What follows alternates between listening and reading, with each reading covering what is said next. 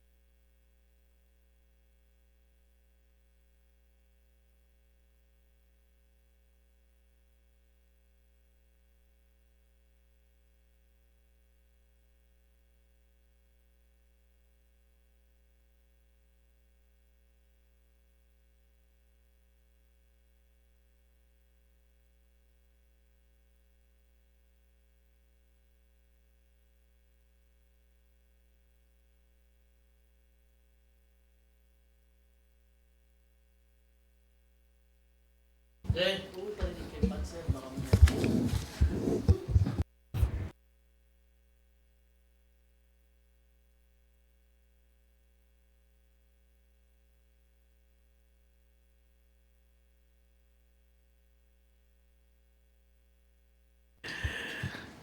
good morning, everyone. Morning, sir. So, Secretariat, please. Yes, sir. Good morning. Sir, before we start the meeting, let us begin first with a prayer. So, everyone, please bow our heads and pray. Loving God, as we begin this meeting, we ask for your guidance and wisdom. Help us to work together in harmony and purpose. Grant us clarity of thought and unity of mind so that our decisions may reflect your will and contribute to the greater good of all involved. Bless our discussions and efforts with your grace. This we ask in the mighty name of Jesus. Amen. Amen. So, good morning, Mr. Chair.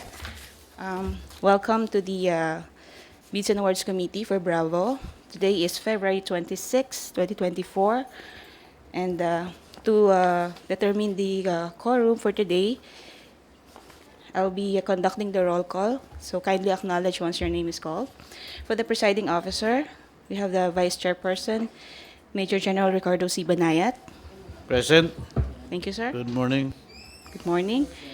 For the members, we have Attorney Frank Edward G. Marty. Present. Thank you, sir. Engineer Jaime M. Cosap. Good morning, present. And for the provisional member, we have the end user representative from CSIS, General Janicio Robles, sir. Present, ma'am. Thank you. Good morning. Also in attendance, we have the BAC Technical Working Group headed by Attorney Nestor Mendoza. Present. Thank you, sir. And for the BAC Secretariat members, also we do have the Head Secretariat, Engineer Leandro Alvarquez. Good morning, sir. And we also sent letters or invitation to observers to the following: COA Resident Auditor, NGOEBJFI, the Internal Audit Service, and the PADPAO. Sir, considering 4 out of 5 members are present, for today we do have a quorum, Mr. Chair. Okay. Please proceed. TWG. Yes, sir. Good morning. So for today's agenda, we'll be having the pre-bid conference of 3 area centers: Area Center 3, 6, and 11. So let's now admit to the meeting room our prospective bidders.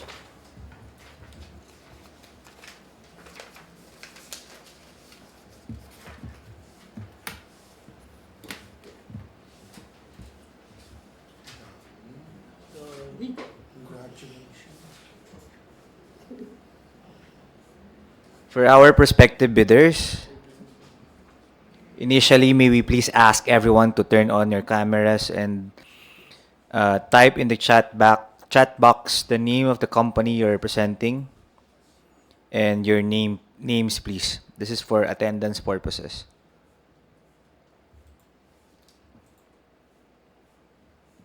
Again, may I ask everyone to please turn on your cameras and type in the chat box your name and the name of your company.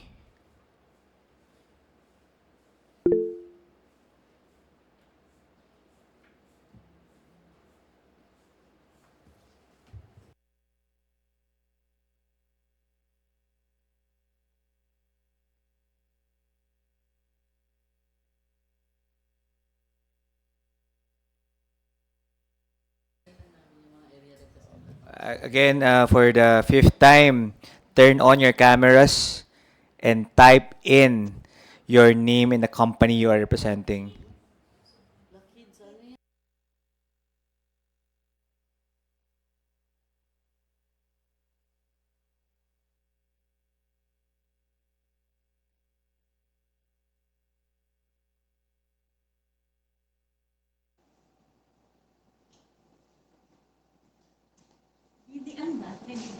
Oo, yung Google. Ano ba pag ano? Check. Mag-ano ka? Mag-check in. Attendance. Attendance, ay sulat niyo yung ano, Mm. sir?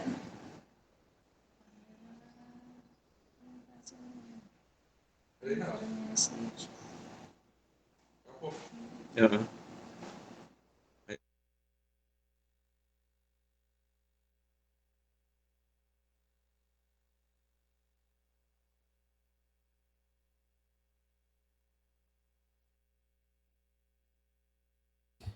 Thank you. For everyone's information, we held a bidders conference before the actual bidding procurement. So we've already sent out the draft TOR and the draft bid documents ahead of time to those who attended. We will also considered and took into consideration your comments and suggestions into improving our TOR. So for today's meeting, we will be presenting again the terms of reference and the bid documents required for the provision of security services for CAAP Area 3 under a 3-year service agreement for 66,032,527 pesos and 68 centavos. So the end user CSIS will now present.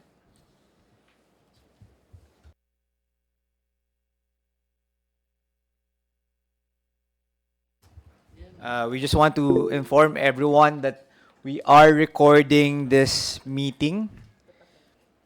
So this is also televised, I believe, in our YouTube channel. Thank you. Uh, Someone's raising his hand. So, yes, sir, Rufo. We'll be entertaining questions afterwards. But, sir, go ahead.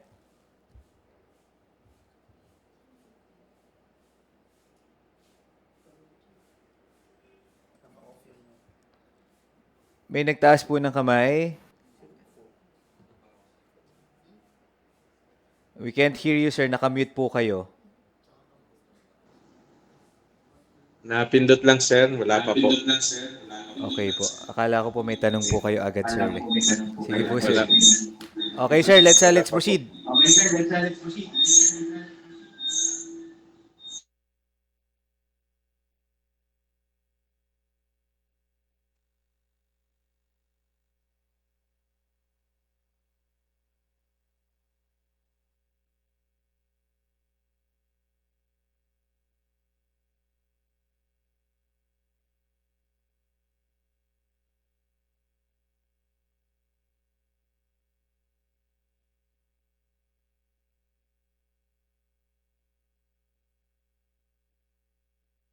Please proceed.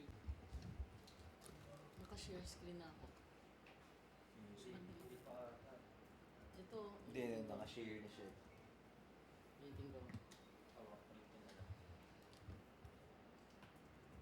Sige. Proceed. Good morning, everyone. Good morning, Mr. Chair. Welcome to provision of security service requirements for CAAP Area 3 under 3-year service agreement. Bid number 24-001-02 Bravo. Invitation to bid for provision of security service requirements for CAAP Area 3 under a 3-year service agreement. The Civil Aviation Authority of the Philippines, through the corporate operating budget for year 2024, intends to apply the sum of 66,032,134 pesos and 92 centavos for the first 1 year only, being the ABC to payments under the contract for provision of security service requirements for CAAP Area 3 under a 3-year service agreement, bid number 24-001-02 Bravo. Bids received in excess of the ABC shall be automatically rejected at bid opening. The CAAP now invites bids for the above procurement project. See details in the attached terms of reference. Delivery of the services is required for a period of 3 years. Bidders should have completed within 3 years for the date of submissions of receipt of bids a contract similar to the project. The description of an eligible bidder is contained in the bidding documents, particularly in Section 2, Instructions to Bidders. As shown are the airports and facilities where the guards will be deployed requiring 150 guards, and cost of bid documents is 56,000 pesos. Bidding will be conducted through open competitive bidding procedures using a non-discretionary pass or fail criterion as specified in 2016 revised implementing rules and regulations of Republic Act 9184. Bidding is restricted to Filipino citizens, sole partnerships, or organizations with at least 60% interest or outstanding capital stock belongings to citizens of the Philippines and to citizens or organizations of a country the laws of regulations of which grants similar rights or privilege to Filipino citizens pursuant to RA 5183. Prospective bidders may be obtained further information from CAAP and inspect the bidding documents and the address given during regular office hours from 8 a.m. to 5 p.m., Monday to Friday, except declared holidays, weekends, and suspension of work. A complete set of bidding documents may be acquired by interested bidders until the deadline of submissions of bids. From Civil Aviation Authority of the Philippines, BAC Office, Mayor Road, Pasay City, and upon payment of the applicable fee for the bidding documents, pursuant the latest guidelines issued by GPPB in the amount of 56,000 pesos. The procure entity shall allow the bidder to present its proof of payment for the bids by presenting of the official receipt in person or through email. Bids must be duly received by the BAC Secretariat through manual submission of the office address given on or before March 13, 2024 at 9 a.m. Late bids shall not be accepted. All bids must be accompanied by a bid security in any of the acceptable forms and in the amount stated in ITB Clause 14.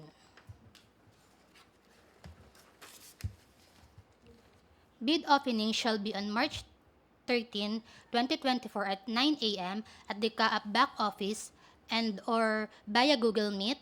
Bids will be opened in the presence of the bidders, representatives who choose to attend the activity. The CAAP reserves the right to reject any all bids, declare a failure of bidding, or not award the contract at any time prior to contract award in accordance with Section 35.6 and 41 of the 2016 revised IRR of Republic Act 9184, without thereby incurring in any liability to the affected bidder or bidders. You may visit the following website for the downloading of the bidding documents, as shown the PhilJobs website and the CAAP websites. For further information, please refer to Engineer Leandro R. Barquez, Head BAC Secretariat of Civil Aviation Authority of the Philippines, or send email through CAAP website or call the telephone numbers as shown. Section 3 Bid Data Sheet with corresponding under ITB Clause 5.3 eligible bidders.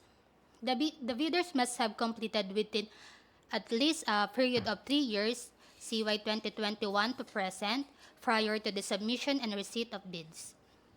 A single contract that is similar to the project, equivalent to at least 50% of the ABC or have at least 2 similar contracts and aggregate contracts amount should be equivalent to at least 50% of the ABC, with the largest of these similar contracts being equivalent to at least 25% of the ABC. For this purpose, similar contracts shall refers to contract involving the provision of security services. Under ITV 7.1 subcontracting is not allowed. Dito yung control sir, kaya ano sir, ay malabo daw, ano, sa atin Yun yun. ang pinaka-focus. Ayan. Ipat go. Under ITV Clause 12.0, bid prices, the price of the goods shall be quoted DDP of to CAAP sites or applicable international commercial terms for this project. As shown is the computation for the ABC based on Region 4A, Calabarzon, Dole, under the RV4A DW-03 Class A effective September 24, 2023. Region 3 Central Luzon Dole Order number RB3-23 Class B effective October 16, 2023. Region 4B Mimaropa Dole Order number RB Mimaropa 10 Class B effectivity December 7, 2023. Under ITB Clause 14.1, the bid security shall be in form of a bid securing declaration or any of the following forms and amounts. A. The amount of not less than 2% of the ABC if bid security is in cash, cashier's manager's check, bank draft, or guarantee or irrevocable letter or credit, or the amount of not less than 5% of the ABC if bid security is in surety bond.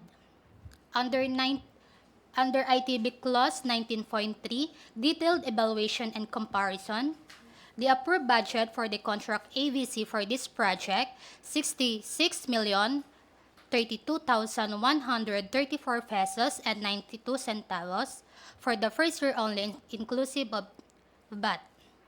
As shown is the breakdown for the ABC based on salaries and wages, agency fee, and 12% VAT. Any bid with a financial component exceeding the amount shall not be accepted and outright disqualified. Under ITV Clause 19.3, any bid with a financial component exceeding the amount shall not be accepted and outright disqualified. In case of a tie and two or more bidders have been post-qualified as lowest calculated responsive bidders, the tie-breaking measure determined by the procuring entity shall be non-discretionary and non-discriminatory, such that the same is based on sheer luck or chance.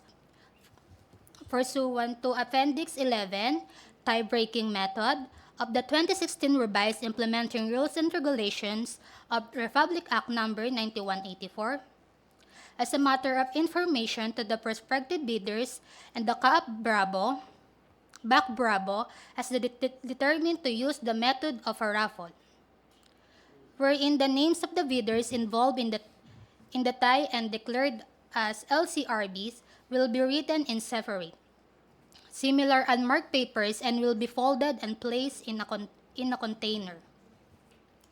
Thereafter, a CAAP BAC Bravo representative in the presence of the bidders or their representatives will draw the raffle in an order wherein the first drawn bidder shall be considered as the winning LCRB and awarded the contract. The second drawn bidder shall be the second ranked LCRB, and so on, until all our LCRB are drawn and ranked.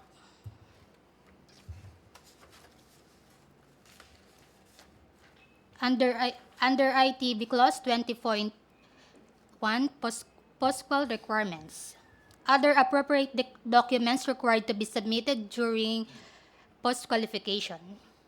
1. Latest income and business tax returns.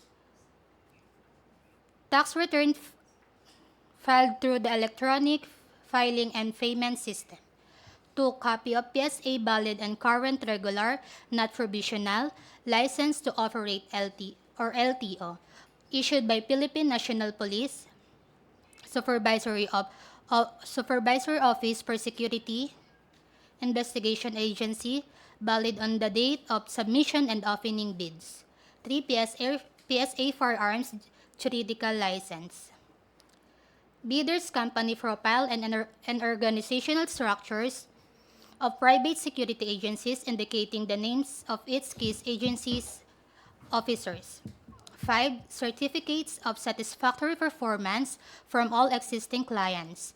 An additional certificate of satisfactory performance from CAAP and or its relevant service or end user is required if the bidder was a previous or current service provider of CAAP obtaining an unsatisfactory rating from area center, end user, or service shall be a group for disqualification.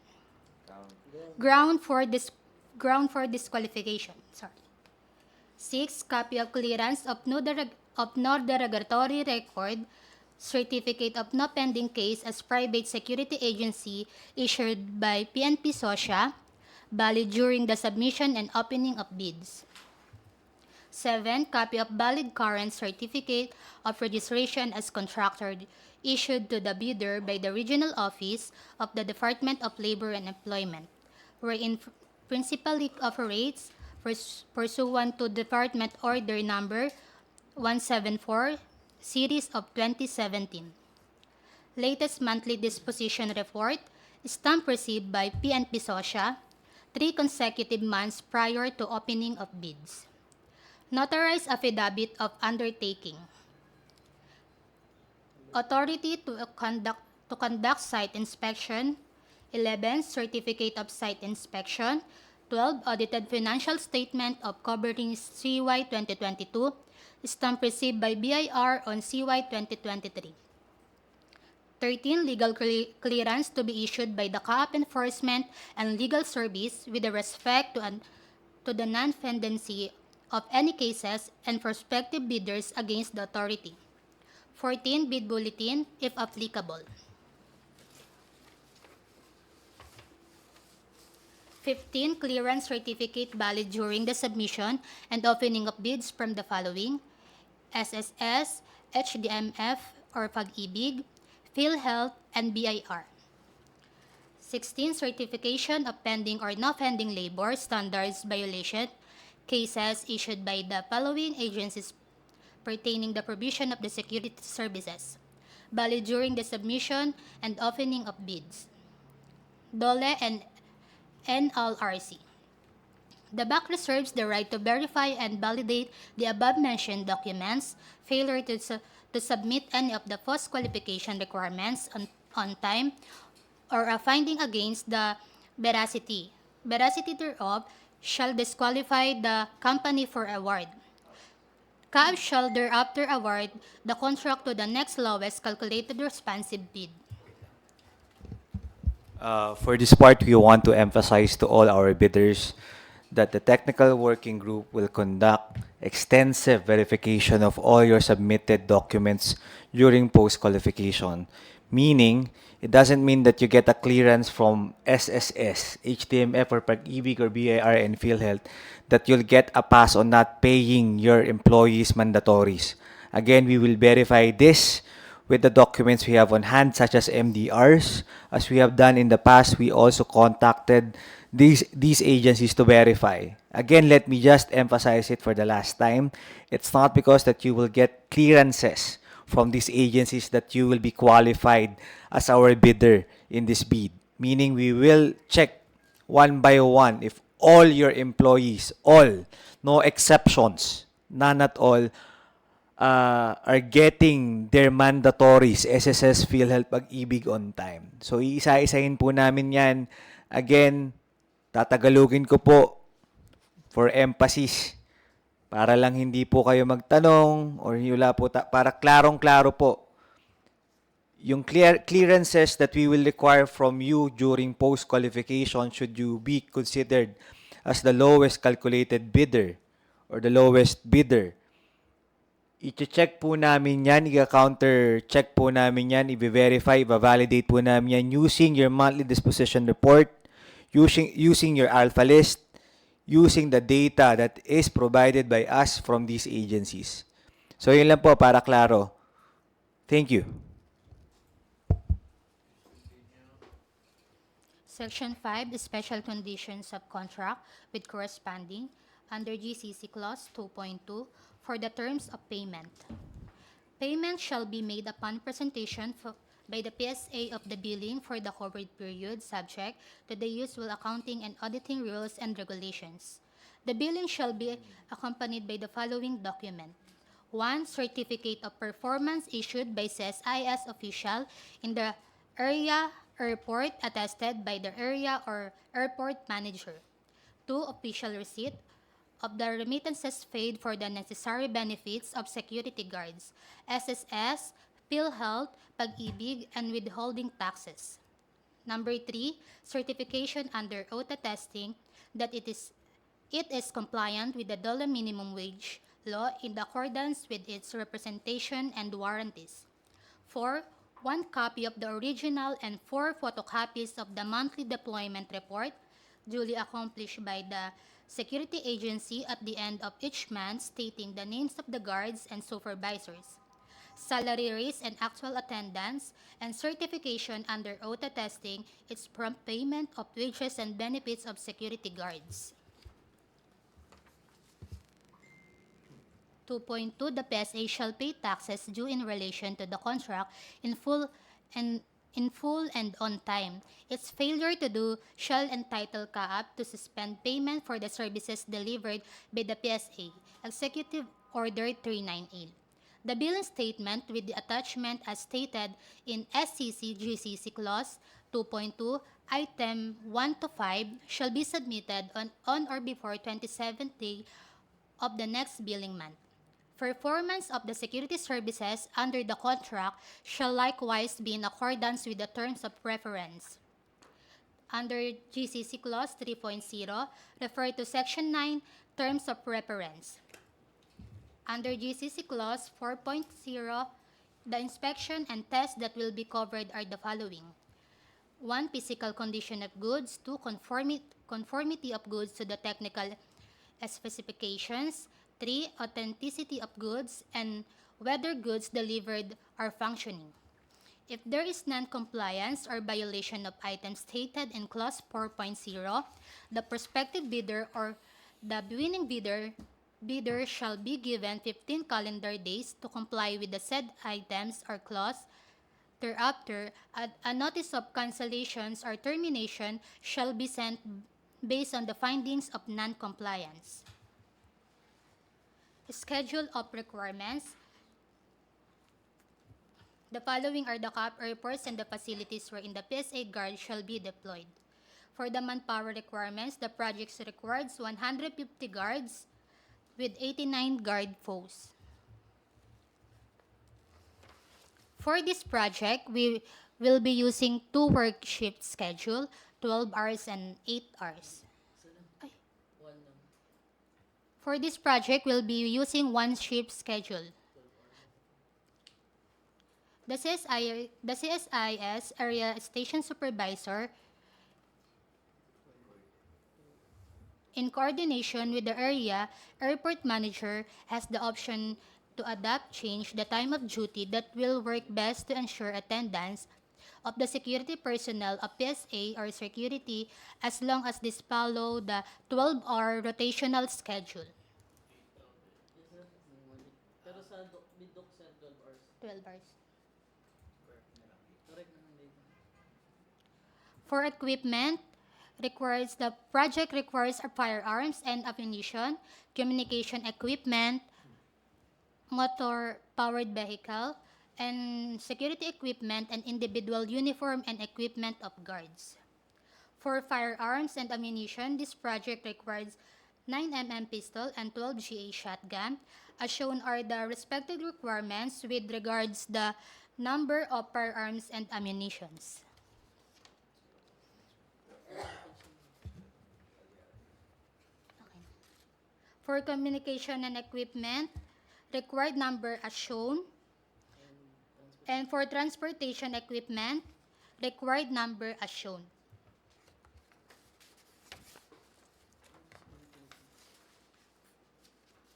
For other security equipment, required number as shown.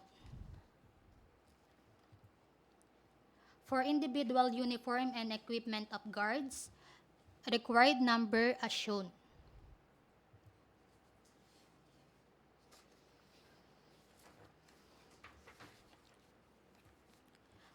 Other PSA manpower requirements or activities.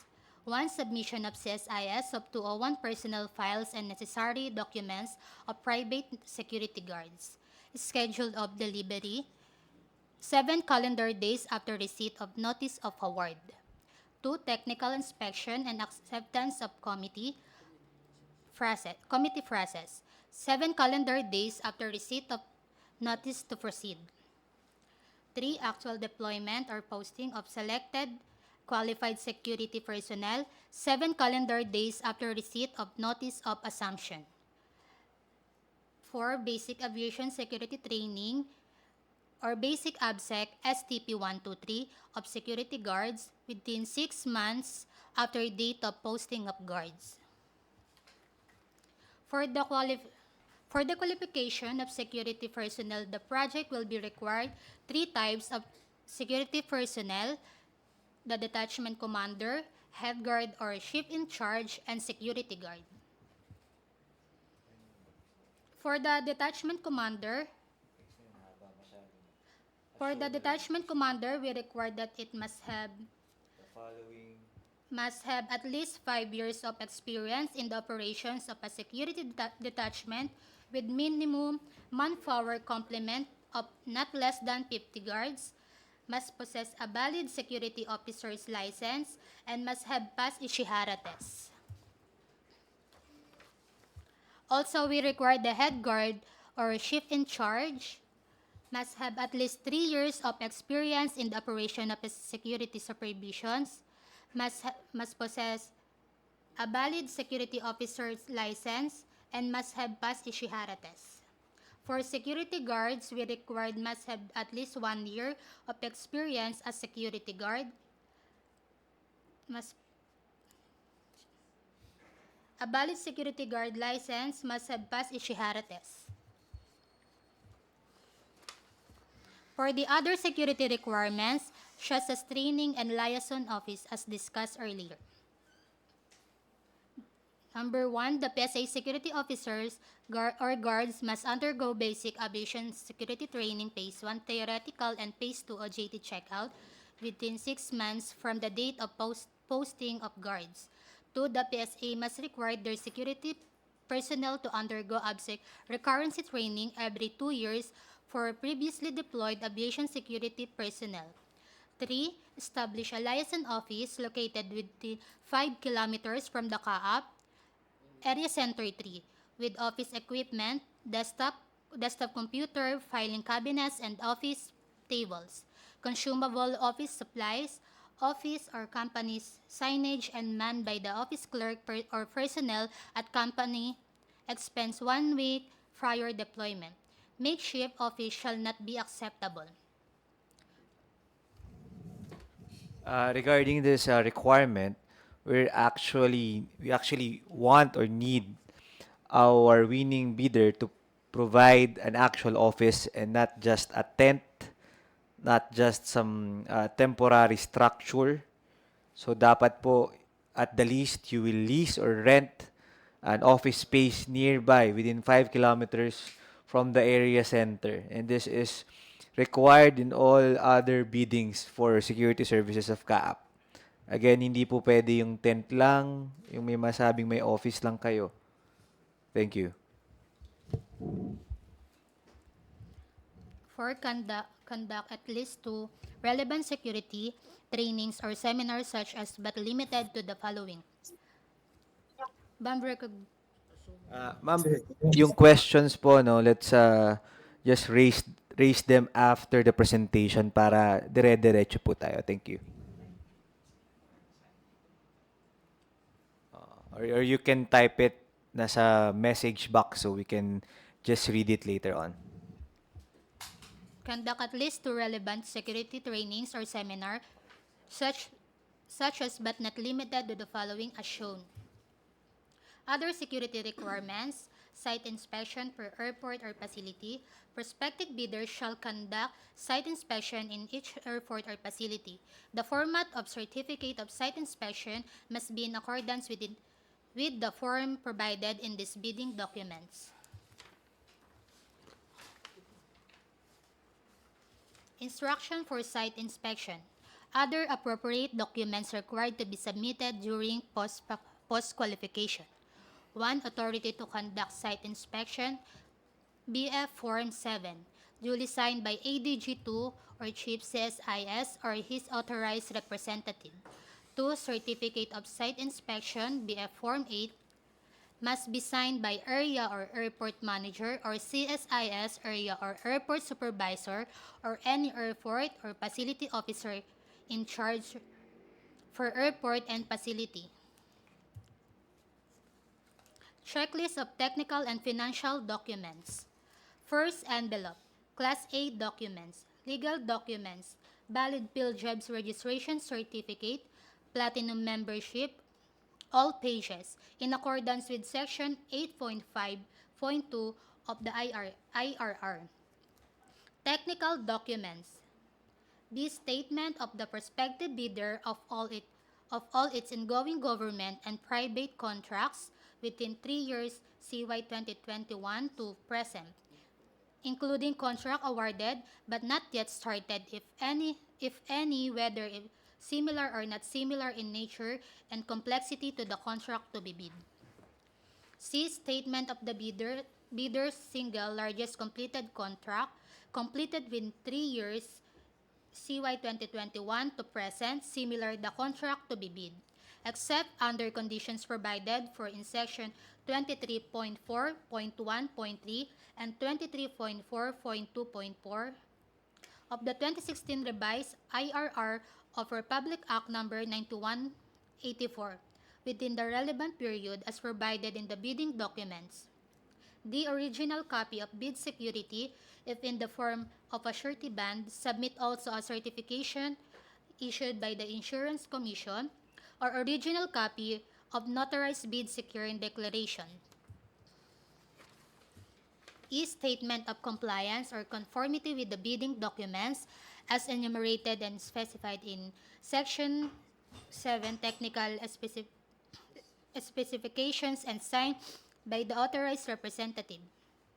F. Original duly signed omnibus sworn statement and, if applicable, original notarized secretary's certificate in case of corporation, partnership, or cooperative, or original special power of attorney of all members of the joint venture, giving full power and authority of its officer to sign the OSS and do acts to represent the bidder.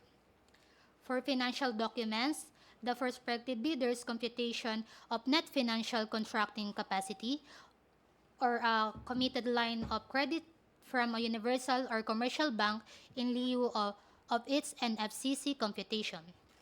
For Class B documents, if applicable, a duly signed joint venture agreement in case the joint venture is already in existence, or duly notarized statements from all the potential joint venture partners stating that they will be entered into abide by the provisions of JVA in the instant that the bid is successful. For the second envelope, financial component envelope, original of duly signed and accomplished financial bid form, financial proposal submission sheet, and bill of quantities. Any question and clarifications? That's Mr. Chair. We are now opening the floor for questions.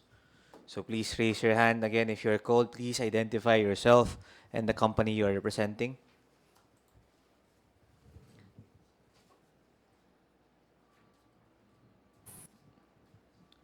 Dun po sa nag-raise kanina ng question, I think si Miss Catherine Arceo. Yes, ma'am, please identify your company and of course yourself. Hello sir, good morning po. From Annapolis Security Agency, sir. Clarification lang po doon sa other security requirements or establish a license office located within 5 kilometers from CAAP Area Center 3. Yes. Opo. Bali, sir, clarification lang. Dito sa area from 1 to 16, kailangan pong meron kaming office. Hindi ma'am. You only need one office for the area center po, which is located in Clark. Clark, Pampanga. Okay, sir. Opo. Thank you, sir. That would be all. For the next one, we have, thank you ma'am, Marketing Hackett. Please identify yourself, ma'am. Good morning, sir. Good morning, everyone. I'm Edgar Papagitan, representing Hackett. Clearance lang, sir. Saka yung sa yung satisfactory performance. Ma'am, pa-mute lang po, ma'am. Miss Catherine. Good Yan. morning, sir. Yes, sir. I'm Edgar Papagitan, representing Hackett Security Agency. May clarification lang po ako, sir, doon po sa checklist. Field jeeps lang po yung i-attach po namin, sir, ano? Wala na po mga submitted na DTI, mirrors permit, and tax clearance. Tama po ba? Yes, sir. Provided po updated po lahat yung nasa field jobs natin because those mayor's permit, tax clearance po are required by field jobs. So yung all 3 pages po, all pages of field jobs certificate po is required to be submitted. Yes, sir. Sir, another, sir, how many copies, sir? Isa lang po. Yung isasubmit po natin during yung opening? Opo, we encourage our bidders to submit only 1 copy, yung original Original lang copy po, po. no? Yes po, actually we would appreciate if the bidders submit only 1 copy para hindi po 1, mahirap po sa aming magbitbit ng dokumento at magbukas. 2, para makatipid din po kayo sa printing at hindi mahirapan yung pipirma sa inyo. For practicality purposes, 1 na lang po isubmit nating lahat. Okay po, sir. Sir, doon po sa ano po, checklist of ongoing contracts, statement of ongoing contracts, do we need to submit the copy of contracts o yung checklist lang po ang ang isasubmit at during post verification na lang po yung checking ng mga contracts. Tama, sir. You just have to submit the check or the list during your initial submission, but prepare for it during our post-qualification because we will check those contracts individually during post-qualification. So, list lang po Yes sa po. initial submission, sir. List lang po, sir. So para sir, ito muna yung mga question ko, sir. Thank you po. Salamat. Thank you, sir. Next, we have Attorney Claustro.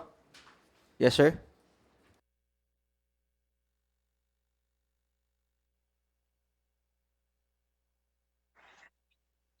Yes, good morning. Can you hear me? Yes, sir. Yeah. I have several questions with respect to the requirement for certificate of satisfactory performance. It is in item 20.1 of the ITB. Yes, sir. The first is, are we going to submit certificates of satisfactory performance from all existing clients instead of at least 3 clients? Opo, sir. Lahat na po, sir. All of your existing clients must sign and give at i-attach nyo rin po, ay bibigay nyo rin po yan sa amin during post-qualification, sir. Will this not be putting the bidders on an equal footing considering that not all bidders have the same number of clients? Hindi naman, sir. Yeah, because, Post-qualification if one client- document po ito, sir. Yeah, but even it is a post-qualification document, still, it should be on equal footing. Equal footing. Kindly check that. Opo. Yes, Sir, equal footing in terms of number. opo. Actually, there's already a Supreme Court case last year. That's Phil Pharma Wealth may I know versus the- Western Visayas Medical Center, which states that the procuring entity may require during the procurement process the submission of certificate of satisfactory performance or something similar to that, as long as it is indicated in the bidding documents. So yun po ang Yes, basis but, namin dyan, sir. That, did it say all existing clients in that decision? Sir, opo, i-check nyo na lang, sir. Ayun po, ang case po kasi doon, one of the bidder po contested yung requirement ng submission ng certificate of passing sa mga medicines that are being bidded out.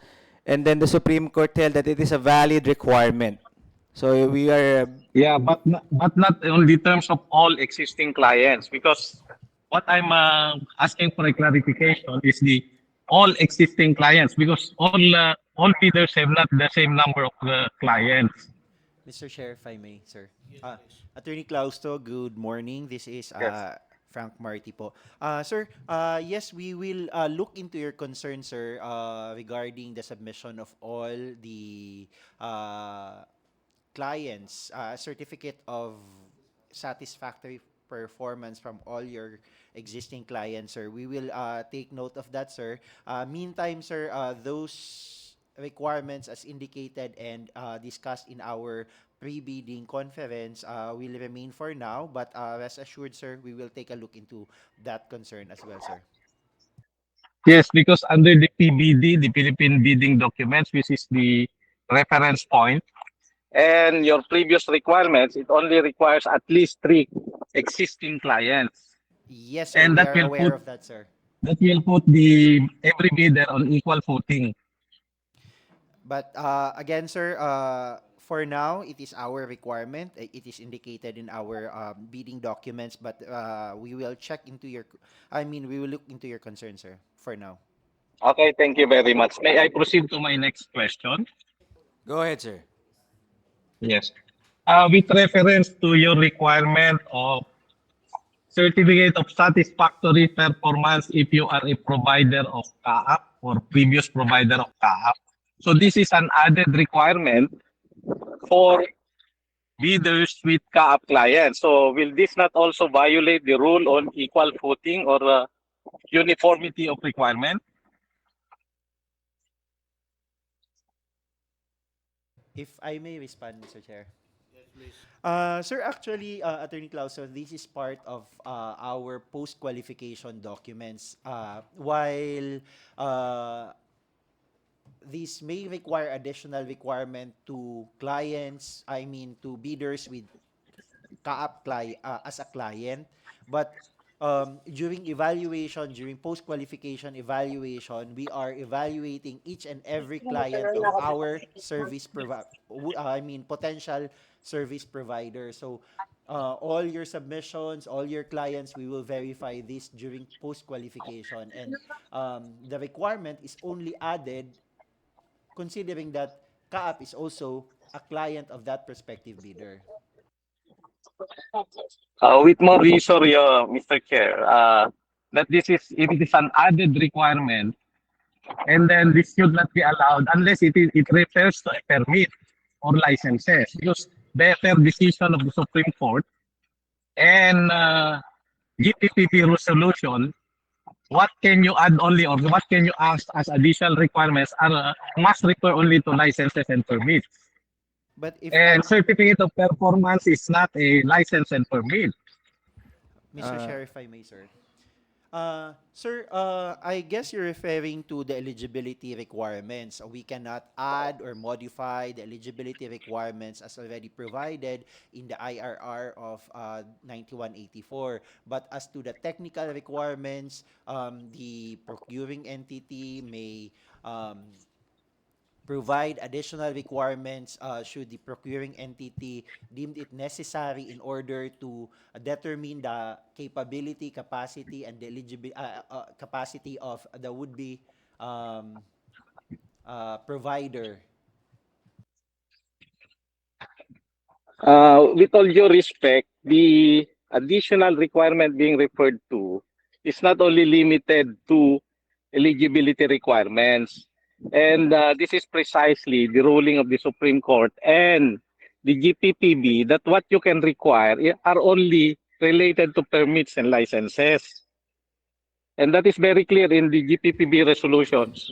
Sir, Attorney Claustro, I'm citing Yes, yes. Phil Pharmawell Incorporated versus the Medical Center Chief of Western Visayas Medical Center, GR number 243875, released July 25, 2023, and I quote, it is settled that 9184 is the law intended to govern all cases of procurement of the national government, its departments, bureaus, offices, and agencies, including state universities and colleges, and GOCCs. It instructs as a general rule, all government procurements must undergo competitive bidding. So I'll go on directly to the direct quotation. Haba, sir. It is, this, sir. Mhm. Ito, Go sir. ahead.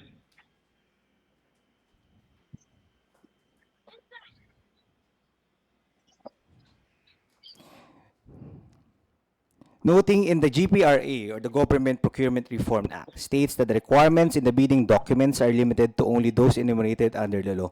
It is erroneous to interpret that the second paragraph of Section 34.2 of the GPRA IRR to mean that the submissions for post-qualifications shall only be licenses and permits required by law, because such interpretation would serve to limit the law upon which the IRR is based. It must be emphasized that a statute must not be construed in isolation, but must be taken in harmony with the extant body of laws. In other words, the second paragraph of Section 34.2 of the GPRA-RIR should be construed in relation to the other provisions of said regulation. Notably, the first paragraph of Section 34.2 states, the lowest calculated bid, highest rated bid shall undergo post-qualification in order to determine whether the bidder concerned complies with and is responsive to all the requirements and conditions as specified in the bidding documents. No other qualification or condition is made in this provision, except that they be specified in the bidding documents. Stated differently, as long as the requirement mandated by the BAC is stated under the bidding documents, which will relate to the potential bidders, then such requirement may be included in the post-qualification stage. End quote. With all due respect, Mr. Chair, or Your Honor, is that ruling referring to a certificate of satisfactory performance, Sir, or a different document that was required? Yes, sir. Similar, sir, ang nare-require dito sa ruling. And I invite you, Attorney Klaus, to check and read the case first po. Okay. Anyway, since you mentioned about it, that's why I'm asking about the case. If it is referring to, as your reference point, if it is referring to a certificate of performance.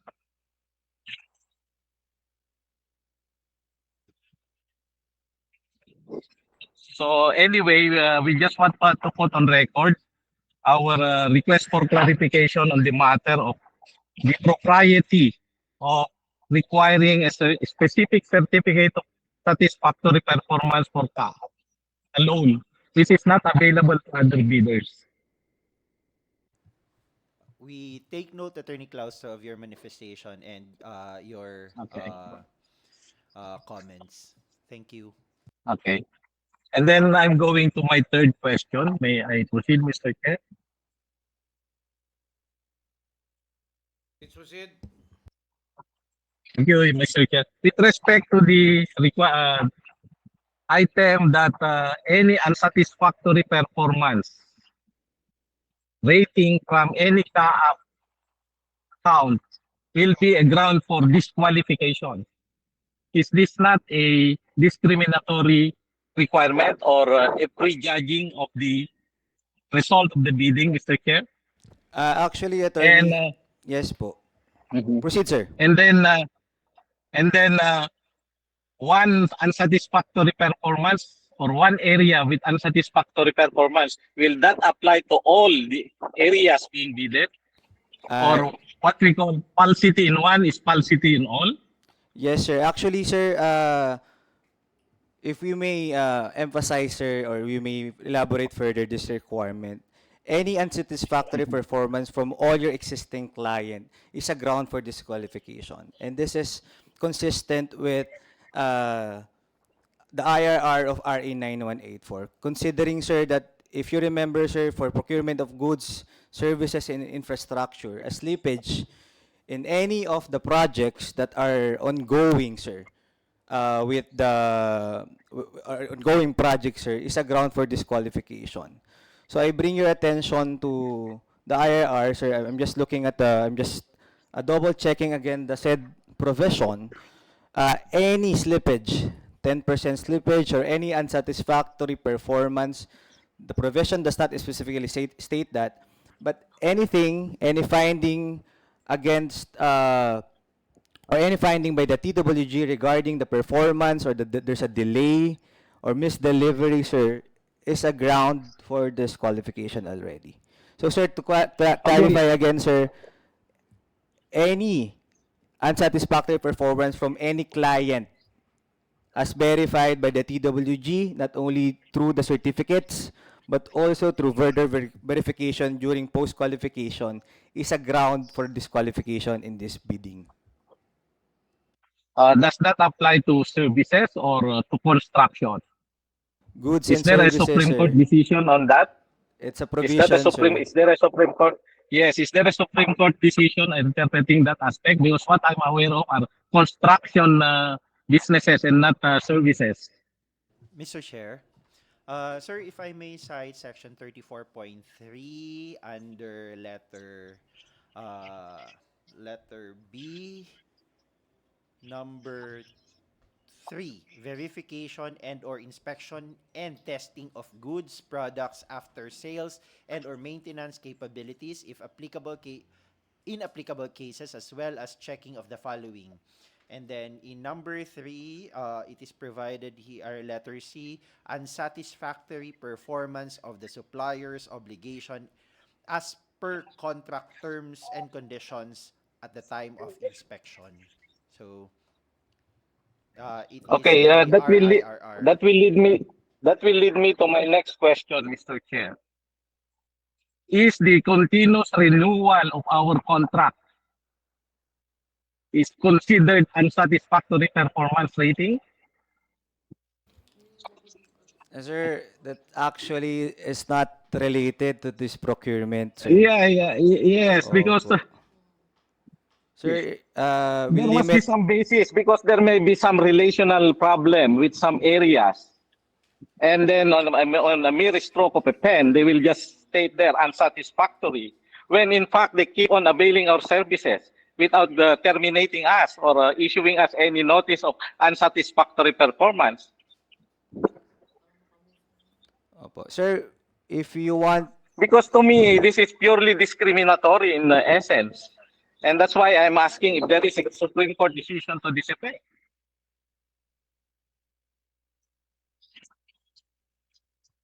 And putting the bidders not on equal footing, and applying also the falsity on one, falsity in all, which is obviously and grossly unfair. Mr. Chair, if I may, Attorney Claustro, yes, we take note of your manifestation, sir. This will be discussed internally by the Bids and Awards Committee. And meantime, sir, your concern is duly noted po. Yes, thank you, because I'm just invoking also the principles of competitive bidding, which should be based on competitiveness, fairness, objectivity. But if you put already there a discriminatory requirement, that destroys the fairness of the bidding process. yes, sir, noted. But speaking of equal footing and fairness, sir, let's allow other bidders to ask question.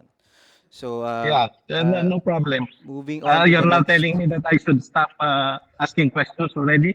Sir, allow mo muna natin yung ibang ano. Okay. Yes, We thank have you. we have two other bidding for this morning, sir. Baka hindi tayo matapos, Attorney Claustro. Yeah, no problem. We No have problem. 42 people online, baka marami rin silang tanong. Kung okay lang naman, sir. No problem, no problem. I understand, but as I've said, if I'm already asked to stop, I will stop to accommodate other bidders. Yeah, for our next question, yes, Miss Christine and Genier. Good morning, everyone. Good My morning, name is ma'am. Christine from ARMS. Sir, question lang po with regards po sa section number 7, technical specifications. Kung kailangan pa po ba namin mag-add ng additional info or ng reference po kung compliance? Or comply lang po? Ma'am, lalagay niyo lang po yung word na comply. Oo. Okay, noted, sir. Then lastly, sir, sa certificate of satisfactory, sir, kasi na-issue ano po kasi kami last year sa BAC and sa CAAP. So, pwede pa buwan namin siya, sir, gamitin yung validity? Or kung ano po yung validity niya, sir? Pwede po siyang gamitin, sir?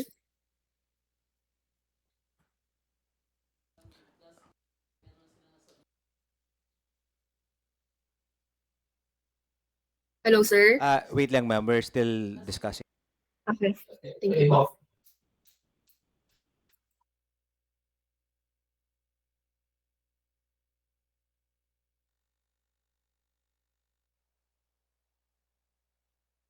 Ma'am, provide the most recent certificate of satisfactory performance because if you remember, the last time we had a bidding was November 13 and 15. So that was last year. Mag for 4 months na po, ma'am. So to be current and to be updated, we will require more recent certificate po. Delayed post-qualification.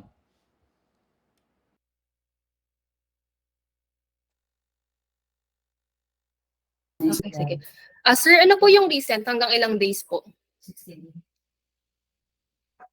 Kung 60 days po ba? Opo, this calendar year po, starting 2024 po. Because most of your contracts po end usually December 31 or usually po yearly ang kontrata natin. So, mas maganda po sana kung 2024 yung Certificate of Satisfactory Performance. So, actually, we will require 2024 certificates of satisfactory performance po.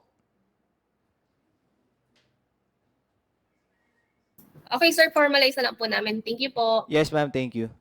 Let's limit everyone's question to maximum 3 question na lang po. Because we have 2 other projects pa po for this morning sa BAC meeting. Miss Jonah Kising. Good morning po. Good morning, sir. Good morning, everyone. May question lang po ako regarding sa amount ng ABC. Kasi sa nakalagay sa invitation to bid and as well as the pre-bid documents downloaded from PhilJeps and from your website. Comparing rin po sa na-flash kanina, during this pre-bid conference. May discrepancy po siya, sir. The ABC the ABC in the pre-bid document is 65 million plus. Pero yung na-flash po kanina during this pre-bid conference is 66 million. So, sir, saan po kami magbe-base or maa-update po ba yung na-upload sa natin sa PhilJeps or in your website? Ma'am, ang basis po natin, ma'am, yung 66 million. Ma'am, sorry, give us a minute po. I-confirm lang po namin. But to be sure, we'll issue a bid bulletin na lang po. And user, please take note po.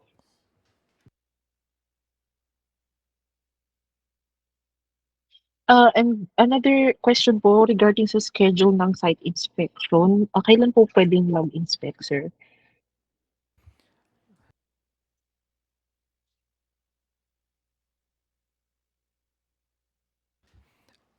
Ay, ma'am, we'd appreciate po kung during office hours, but our CSIS po will allow you to visit our sites 24/7 po. But mas maganda po sana kung office hours po. Office hours, sir, starting from today or may preferred schedule po ba kayo as to the date? Anytime po, ma'am. But just to remind you, ma'am, post-qualification document naman po yun. Yes. And sir, are we going to discuss po the financial component after this or may separate discussion po ba for the financial component? Ma'am, attach po sa bid documents namin yung bill of quantities. So we will no longer have further discussions on the financial component unless you have specific questions on it po. Clarification lang po, sir. Ma'am, sorry, last Since, question na po yan. ano Binibilang lang po namin, ma'am, sige. sorry. But go ahead, ma'am, go ahead since already asked it po. Sige, ma'am, Sorry, sige. ibitawan Last niyo na po, question ma'am. na po to, sir. Promise. So, nakalagay po kasi sa natin, sa agency fee, sir, na we have to follow RA 11917. So, does it mean na we have to adhere to the 20% and any bidder that ang naglagay ng lower than 20% will be automatically disqualified? That's right, Ma'am Jonah. Everyone is required to observe the required admin fee under the law, which is 20%, no lower than 20% po. Because if you'll submit a bid wherein your admin fee is lower than 20% po, madi-DQ po kayo. Madi-disqualify po automatically. All right, sir. Yun na po yung last question ko. Thank you very much. Okay po.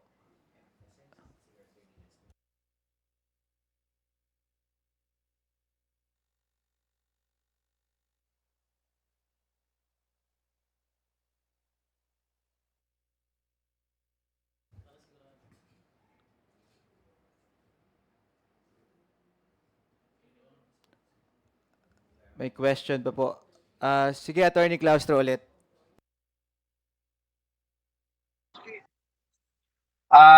Okay, so I'm done with my question on satisfactory performance.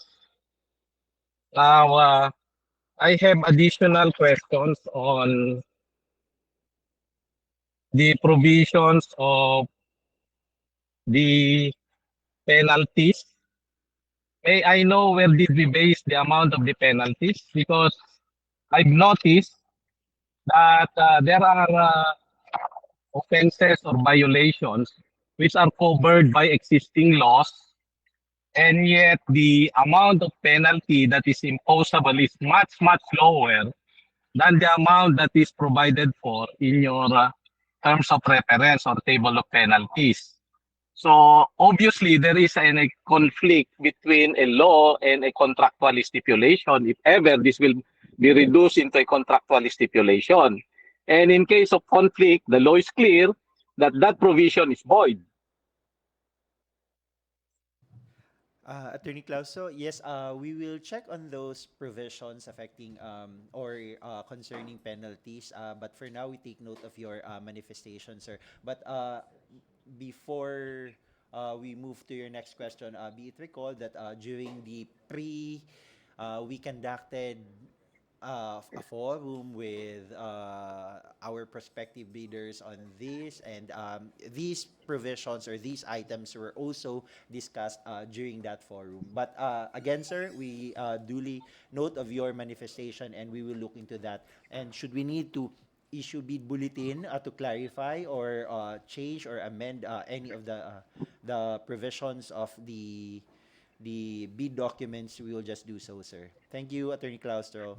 Yeah, and for the record, we submitted also a formal comment or proposal to your proposed TOR regarding to this bidding. And among the items that we subject of our proposals is the table of penalties. And then another question that I would like to raise is the provision on the imposition and deduction of penalty automatically from the from the billing, I mean. And it appears that, again, this is a very confiscatory in nature and violates the equal protection of laws as provided for in our Constitution and other laws on the matter.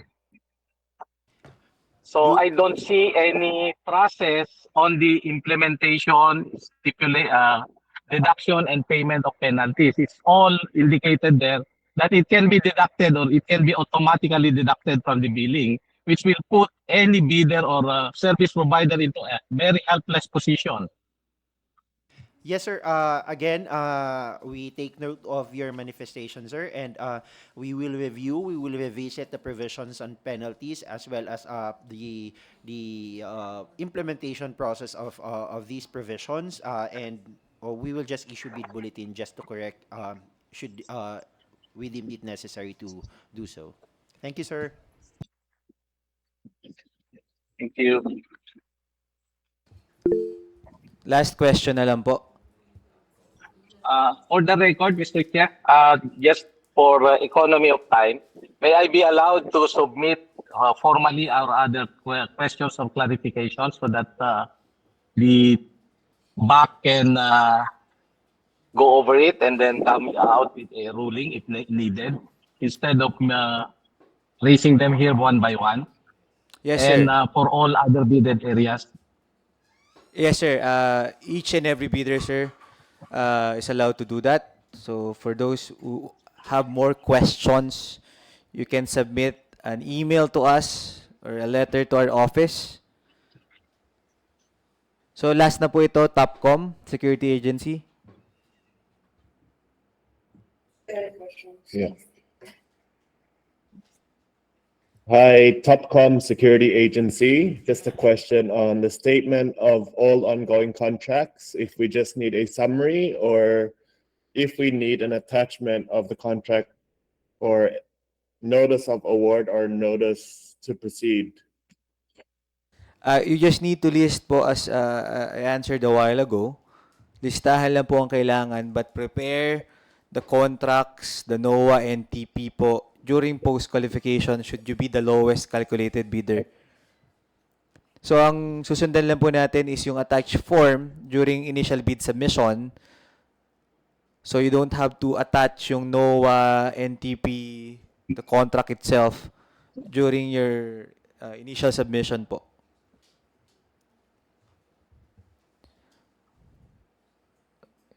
So since it's all 20% for everyone, how do you gauge the winner in this bidding? What do you mean, ma'am? Sorry, ano po yan? What do you mean, how do you gauge po? Kasi lahat 20%. So ano ba, lowest bidder? Oh, there's actually a chance po na magkakapare-parehas po kayo. That's why we included po a tie-breaking method as provided by GPPB. But before that happens po, if there are, for example, 3 bidders or 2 or more bidders who submit similar amount po, we will first evaluate them and conduct post-qualification activities po to determine if they are responsive to this project. So for that to happen, we will conduct again, as stated, yung nakalagay po sa 9184, post-qualification activities and verification. Afterwards, if 2 or more bidders still tie, that's the time we will conduct the tie-breaking method as provided for in the bidding documents. So we will gauge it based on the technical specification and requirements of this bidding as presented a while ago. Okay, thank you.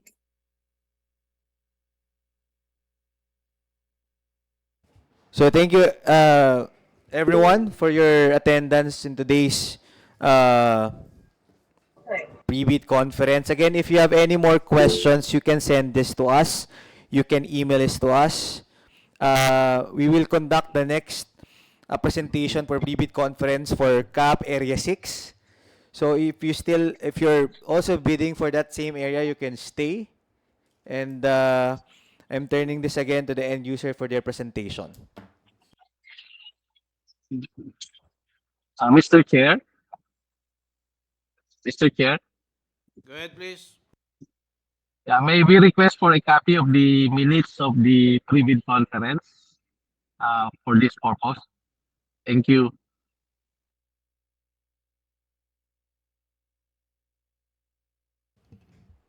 Good morning, everyone. Good morning, Mr. Chair. I will be presenting the provision of security services requirement for CAAP Area Center 6 under a 3-year service agreement with bid number 24-002-02 Bravo. Invitation to bid for the project of provision of security service requirements for CAAP Area 6 under a 3-year service agreement. The Civil Aviation Authority of the Philippines, through the corporate operating budget for fiscal year 2024, intends to apply the sum of 123,361,174 pesos and 32 centavos for the first year only, being the ABC to payments under the contract for provision of security service requirements for CAAP Area 6 under a 3-year service agreement with bid number 24-002-02 Bravo. Bids received in excess of the ABC shall be automatically rejected at bid opening. The CAAP now invites bids for the above procurement of project. Please see details in the attached terms of reference. Delivery of the services is required for a period of 3 years. Bidders should have completed within 3 years from the date of submission and receipt of bids a contract similar to the project. The description of eligible bidder is contained in the bidding documents, particularly in Section 2, Instructions to Bidders. Shown are the airports and facilities where the guards will be deployed, requiring 254 guards, and the cost of bid is 56,000 pesos. Bidding will be conducted through open competitive bidding procedures using a non-discretionary pass or fail criterion, as specified in the 2016 IRR of RA 9184. Bidding is restricted to Filipino citizens, sole proprietorship, partnership, or organizations, at least 60% interest or outstanding capital stock belonging to citizens of the Philippines, and to the citizens or organizations of a country, the laws or regulations of which grant similar rights or privileges to Filipino citizens, pursuant to RA 5183. Prospective bidders may obtain further information from CAAP and inspect the bidding documents at the address given during office hours from 8 a.m. to 5 p.m., Monday to Friday, except declared holidays, weekends, and suspension of work. A complete set of bidding documents may be acquired by interested bidders until the deadline of submission of bids from Civil Aviation Authority of the Philippines, BAC Office, Mia Road, Pasay City, and upon payment of applicable fee for the bidding documents, pursuant to the latest guidelines issued by the GPPB in the amount of 56,000 pesos. The procuring entity shall allow the bidder to present its proof of payment for the fees by presenting the official receipt in the person or through email. Bids must be duly received by the BAC Secretariat through manual submission at the office address given on or before March 13, 2024 at 9 a.m. Late bids shall not be accepted. All bids must be accompanied by a bid security in any of the acceptable forms in the amount stated in the ITB Clause 14. Bid opening shall be on March 13, 2024 at 9 a.m. at CAAP back office or via Google Meet. Bids will be open in the presence of the bidder's representative who choose to attend the activity. The CAAP reserves the right to reject any and all bids, declare a failure of bidding, or not award a contract at any time prior to contract award in accordance with the sections 35.6 and 41 of the 2016 revised IRR of RA 9184 without thereby incurring any liability to affected bidder or bidders. You may visit the following website for the downloading of bidding documents. Shown is the PhilJob's website and the CAAP website. For further information, please refer to Engineer Leandro R. Barquez, Head BAC Secretariat of CAAP, or you can send email through CAAP website or call the telephone number as shown. Section 3, Bid Data Sheet with corresponding ITB clause. Under 5.3 eligible bidders, the bidders must have completed within at least a period of 3 years from 2021 to present, prior to the submission and receipt of bids, a single contract that is similar to the project, equivalent to at least 50% of the ABC, or have at least 2 similar contracts. Aggregate contract amount should be equivalent to at least 50% of the ABC, with the largest of these similar contracts being equivalent to at least 25% of the ABC. For this purpose, similar contracts shall refer to contract involving the provision of security services. Under 7.1, subcontracting. Subcontracting is not allowed. Under 12.0, bid prices. The price of goods shall be quoted DDP to CAAP sites or applicable international commercial terms for this project. As shown is the computation for the ABC based on DOLE Order Number RV6-27, effective November 16, 2023. Under 14.1, Bid Security, the bid security shall be in form of a bid securing declaration or any of the following forms and amounts. The amount of not less than 2% of the ABC. If bid security is in cash, manager's check, bank draft guarantee, or irrevocable letter of credit. Or the amount not less than 5% of the ABC if bid security is in surety bond. Under 19.3, Detailed Evaluation and Comparison, the approved budget for the contract is 123,361,174 pesos and 32 centavos for the first year only. Shown is the breakdown for the ABC based on salaries, wages, agency fee, and 12% VAT. Any bid with financial component exceeding the amount shall not be accepted and outright disqualified. In case of a tie and 2 or more bidders have been post-qualified as low as calculated responsive bidders, the tie-breaking measure determined by the procuring entity shall be non-discretionary and non-discriminatory, such that the same is based on sheer luck or chance, pursuant to Appendix 11 Tie-Breaking Method of 2016 Revised IRR of RA 9184. As a matter of information to the prospective bidders, the CAAP Bravo has determined to use the method of a raffle, wherein the names of the bidders involved in the tie and declared as LCRVs will be written in separate, similar unmarked papers and will be folded and placed in a container. Thereafter, a CAAP Bravo representative in the presence of the bidders or the or their representatives will draw the raffle in an order wherein the first drawn bidder shall be considered as the winning LCRB and awarded the contract. The second drawn bidder shall be the second ranked LCRB, and so on until all LCRVs are drawn and ranked. Under 20.1 post-qualification requirements, other appropriate documents required to be submitted during post-qualification. Latest income tax return, copy of PSA and valid current regular not provisional license to operate issued by the PNP SOSHA, PSA firearms and juridical license, bidder's company profile and organizational structure of private security agencies indicating the names of its key agency officers, certificate of satisfactory performance from all existing client, additional certificate of satisfactory performance from CAAP and or its relevant service or end user is required if the bidder was a previous or current service provider of CAAP. Obtaining an unsatisfactory rating from the area center's end user or service shall be a ground for disqualification. Copy of clearance of no derogatory record, certificate of no pending case as private security agency issued by the PNP SOSHA, valid during the submission and opening of bids. Number 7.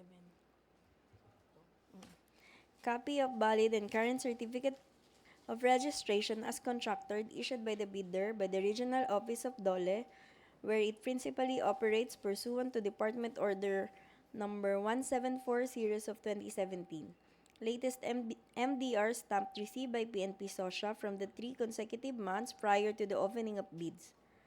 Notarized affidavit of undertaking, authority to conduct site inspection, certificate of site inspection, audited financial statement covering fiscal year 2022 stamp received by BIR on calendar year 2023.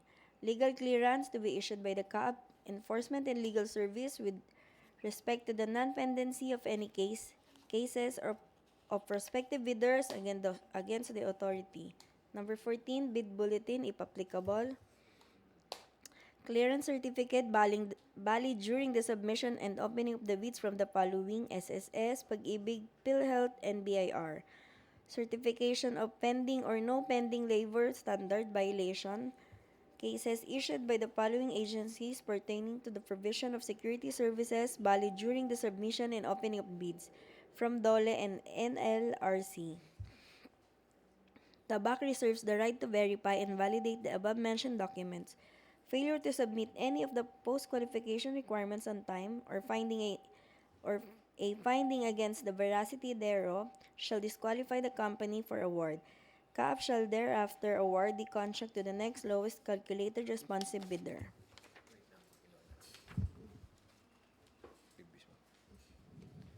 Again, we will verify and validate all the submitted documents to us vis-a-vis the other documents we will require from you. So it doesn't mean that you have clearances from SSS, Pag-ibig, and PhilHealth that you have already passed our post-qualification inspections. So we will also ask these agencies and we will counter-check them versus the alpha list that you will submit to us. Thank you. Section 5, Special Conditions of Contract with corresponding GCC clause under 2.2 for the terms of payment. Payment shall be made upon presentation by the PSA of the billing for the covered period subject to the usual accounting and auditing rules and regulations. The billing shall be accompanied by the following document: certificate of performance issued by the CSIS official in the area or airport, attested by the area or airport manager. Official receipt of remittances paid for the necessary benefits of security such as SSS, PhilHealth, Pag-ibig, and withholding taxes. Certification under oath attesting that it is compliant with DOLE minimum wage law in accordance with its representation and warranties. 1 copy of original and 4 photocopies of MDR duly accomplished by the security agency at the end of each month, stating the names of the guards and supervisors, salary rates, and actual attendance. Last is certification under oath attesting its prompt payment of wages and benefits of security guards. PSA shall pay taxes due in relation to the contract in full and on time. Its failure to do so entitled CAAP to suspend payment for the services delivered by the PSA under EO 398.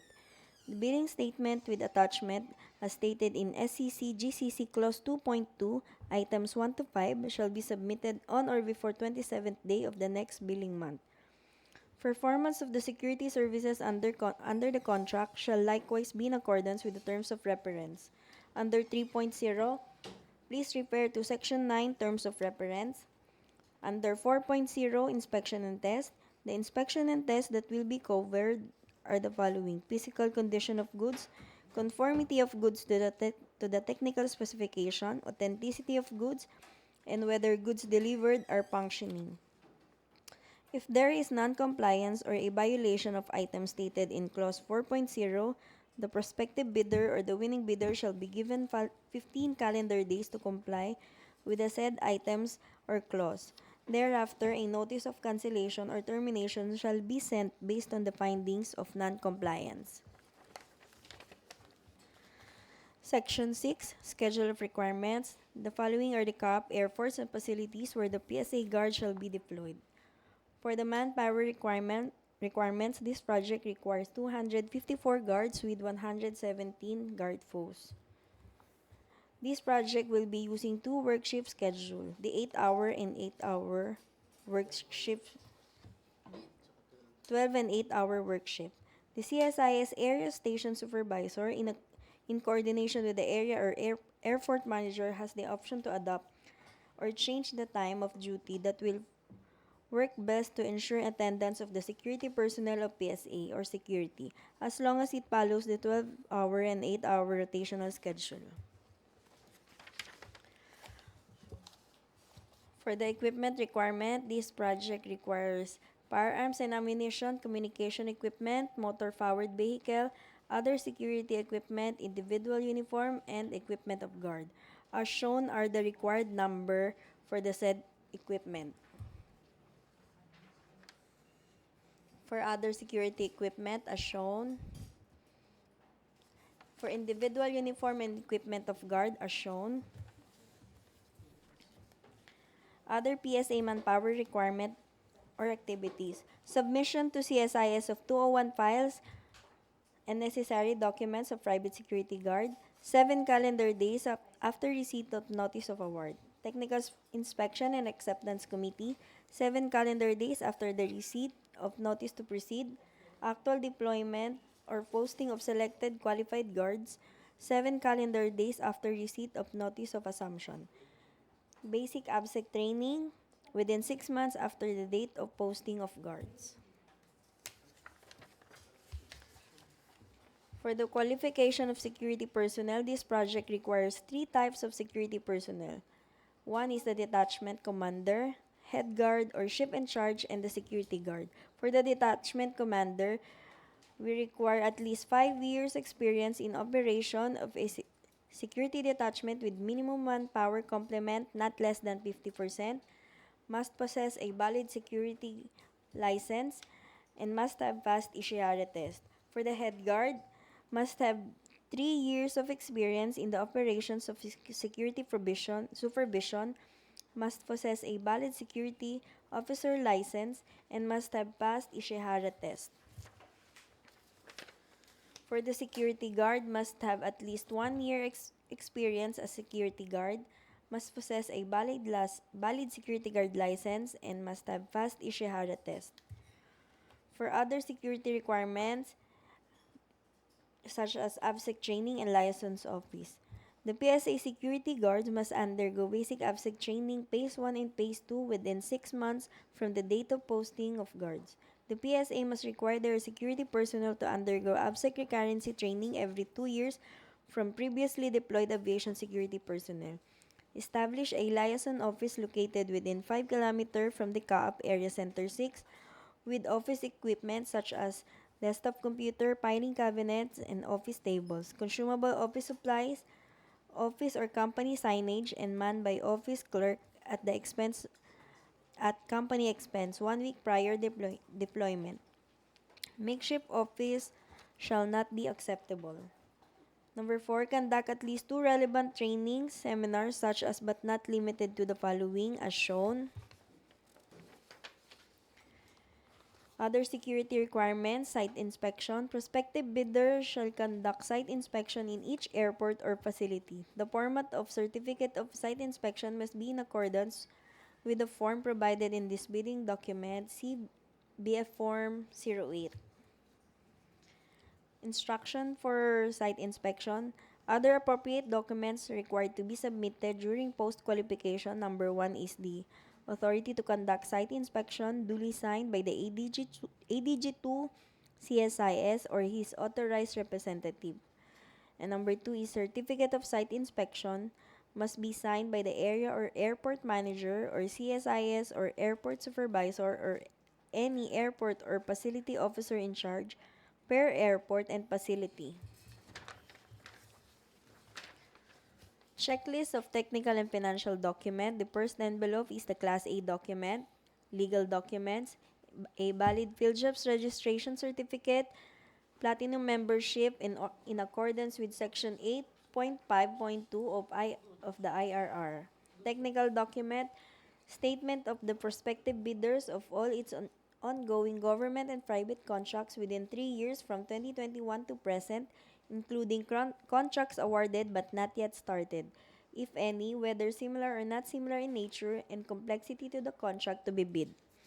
Statement of bidder's single largest completed contract, completed within 3 years from 2021 to present, similar to the contract to be bid, except under conditions provided in sections 23.4.1.3 and 23.4.2.4 of 2016 revised IRR of RA 9184 within relevant period as provided in the bidding documents. Original copy of bid security, if in the form of a surety bond, submit also a certification issued by the Insurance Commission or original copy of notarized bid securing declaration. Statement of compliance or conformity with the bidding documents as enumerated and specified in Section 7, Technical Specification, and signed by the authorized representative. Original duly signed omnibus sworn statement, and if applicable, original notarized secretary certificate in case of a corporation, partnership, or cooperative, or original SPA of all members of the joint venture giving full power and authority to its officer to sign the OSS and do acts to represent the bidder. Financial document, the prospective bidder's computation net financial contracting capacity, a committed line of credit from a universal or commercial bank in lieu of its NFCC computation. Class B documents, if applicable, a duly signed joint venture agreement in case the joint venture is already in existence, or duly signed notarized statement from all the potential joint venture partners stating that they will enter into and abide by the provisions of the JVA in the instance that the bid is successful. The second envelope is the financial component envelope, original of duly signed and accomplished financial bid form, financial proposal submission sheet, and bill of quantities. That's all, Mr. Chair. Thank you.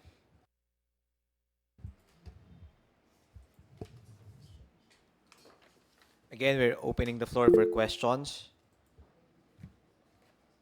Okay, sir, what's your name? Mr. Marketing from Hackett.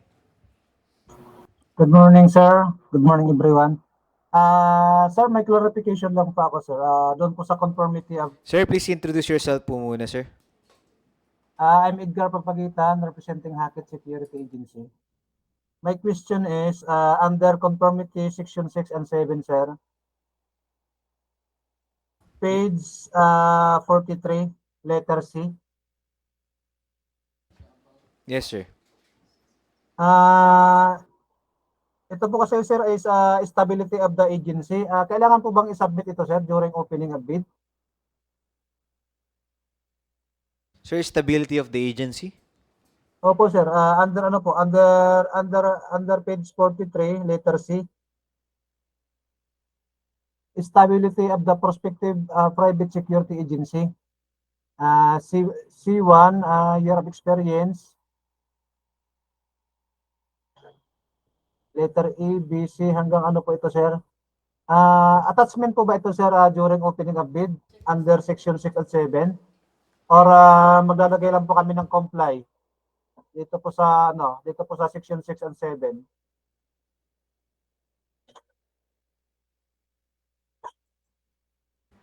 Sir, you have to just put the word comply. So wala na po itong mga attachments, sir, no? Hindi na po kami hindi na po kami mag-a-attach. No, Comply na sir. lang. No need to attach in your initial bid submission. We will just verify and validate this during post-qualification. Okay, sir. Salamat po, sir. Sir, second question, sir, is yung sa doon po sa financial cost distribution form. Wala na po kaming babaguhin doon, sir, only agency fee, BAT, at saka yung yung total ng bid namin. Kasi given na po yung doon due to guard and due to government Tama po ba? Yes, sir.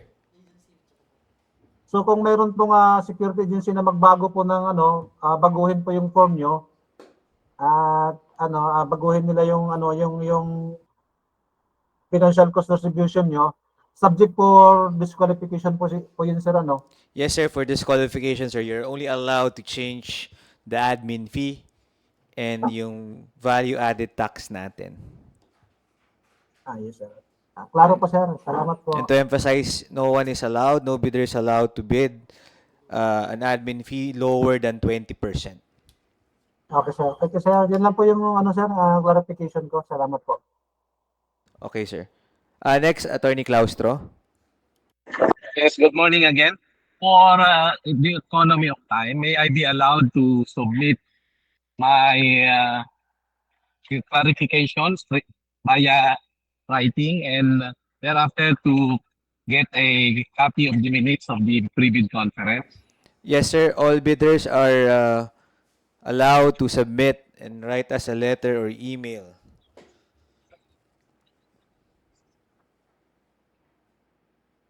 Okay, next one, Miss Jonah Kising. Sir, clarification lang po regarding sa time ng submission and bid opening. Again, as presented po kasi kanina sa slides ninyo, it's 9 a.m. Pero as provided for sa mga pre-bid, sa invitation to bid as well as the bid documents is 9:30. So clarification lang po, sir, kung ano yung susundin po namin.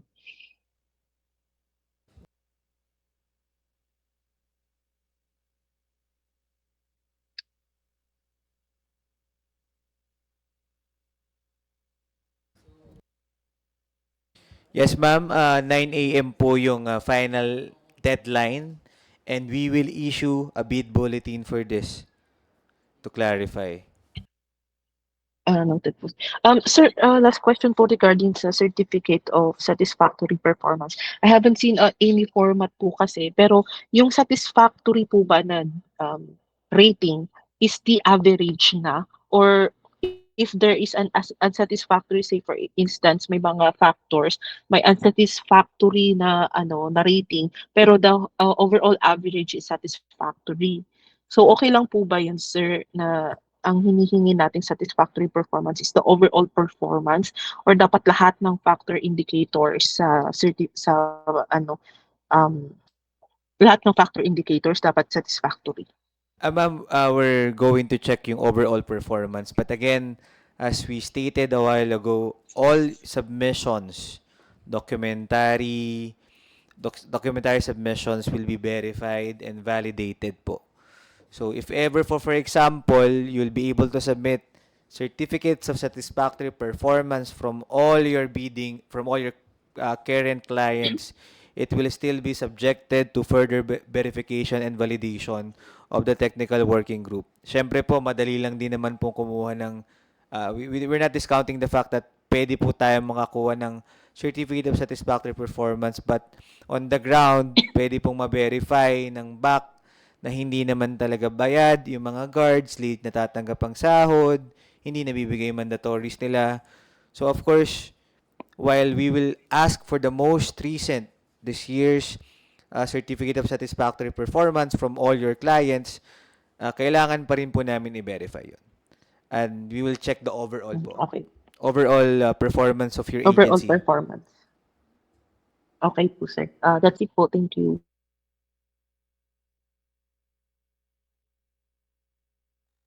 Uh, I, what's, Lilin Pacaldo? Eileen?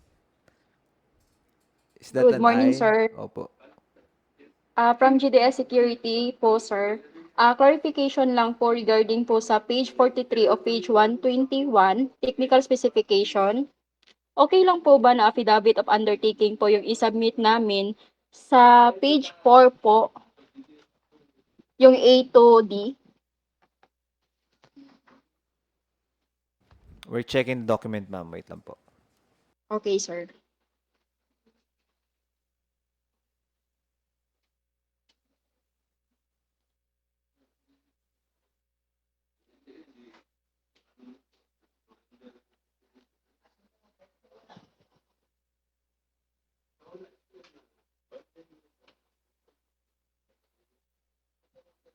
Ma'am, is this regarding the other security requirements po? Yung conduct ng trainings and seminars? Training. Yes, sir. Training requirements po for page 4, PSE guards must have attended, yung A to D po. Okay lang po ba na affidavit of undertaking po yung isubmit namin dito sa training na to? Ma'am, ilalagay lang po doon kung comply or not comply. So we're going to expect you to write the word comply in each line Okay, po. sir. Opo. Noted po, sir. One copy din po ba yung isasubmit sa 6, sir? Or same sa... Opo, we're encouraging everyone again to submit only one copy for practicality purposes. Wag na po tayo mag-submit ng kahong-kahong dokumento. Sayang lang po ang papel at sayang lang din po ang oras ninyo magpuprint at pipirma. Hindi po plus points yung marami Noted. kayong papel. For all bidders po ito. Okay, sir. Noted po, sir. Thank you. Miss Christine Ann Hinier. Yes po. Hi sir, good morning. Christine po ulit from ARMS. Sir, question lang po. Since susundin na po natin yung agency fee na 20%, confirm ko lang po sir if allowed po ba or not allowed po to give discount? No discount po. Ito po magiging circumvention po ito ng admin fee. So again, we are reiterating for everyone, bawal po tayo magbigay ng discount because this is essentially circumventing the requirement of the law that we should observe the 20% admin fee. Okay sir, thank you po. Thank you, ma'am. Again, for other questions and clarifications, you may write us a letter through email and physical or actual letter. Email na lang po para mabilis. Okay, moving on to the next procurement po. Closing na po itong, I'm closing area 6. Moving for area 11.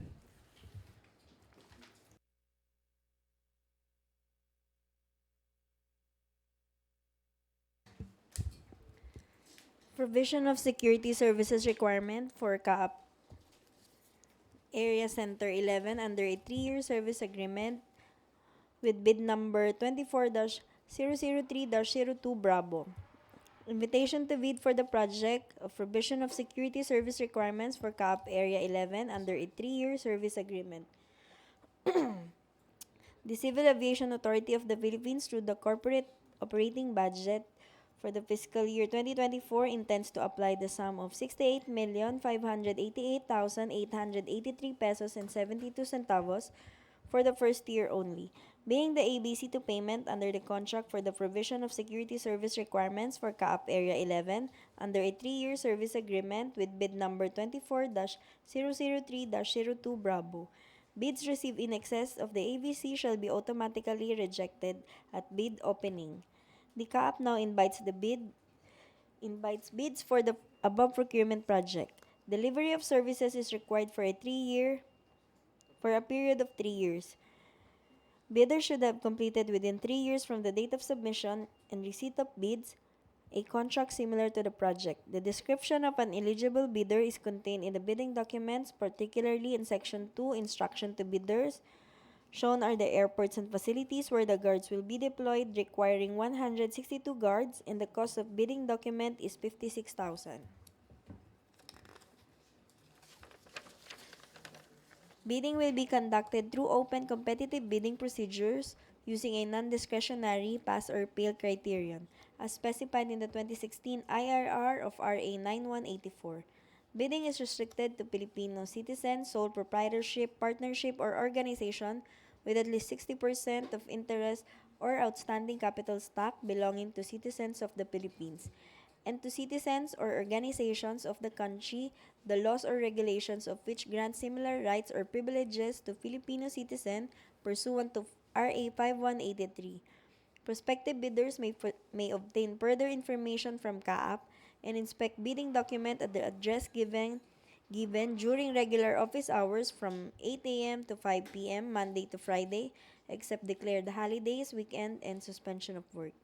A complete set of bidding documents may be acquired by interested bidders until the deadline of submission of bids from the Civil Aviation Authority of the Philippines, BAC Office, Mia Road, Pasay City, upon payment of applicable fee for the bidding documents, pursuant to the latest guidelines issued by the GPPB in the amount of 56,000.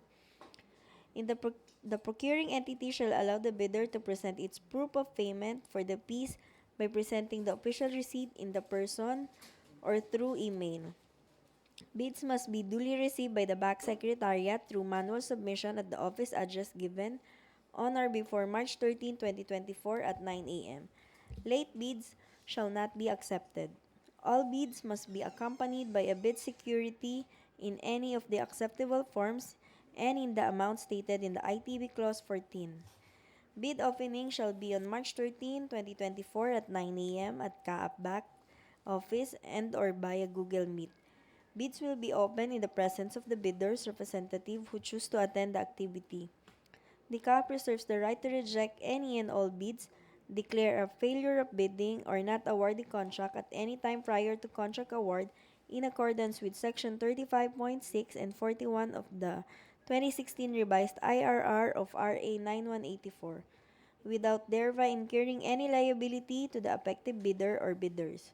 You may visit the following website for the downloading of bidding document, shown the PhilJobs website and CAAP website. For further information, please refer to Engineer Leandro R. Barquez, Head BAC Secretariat of CAAP, or you can send email through CAAP website or call the telephone number as shown.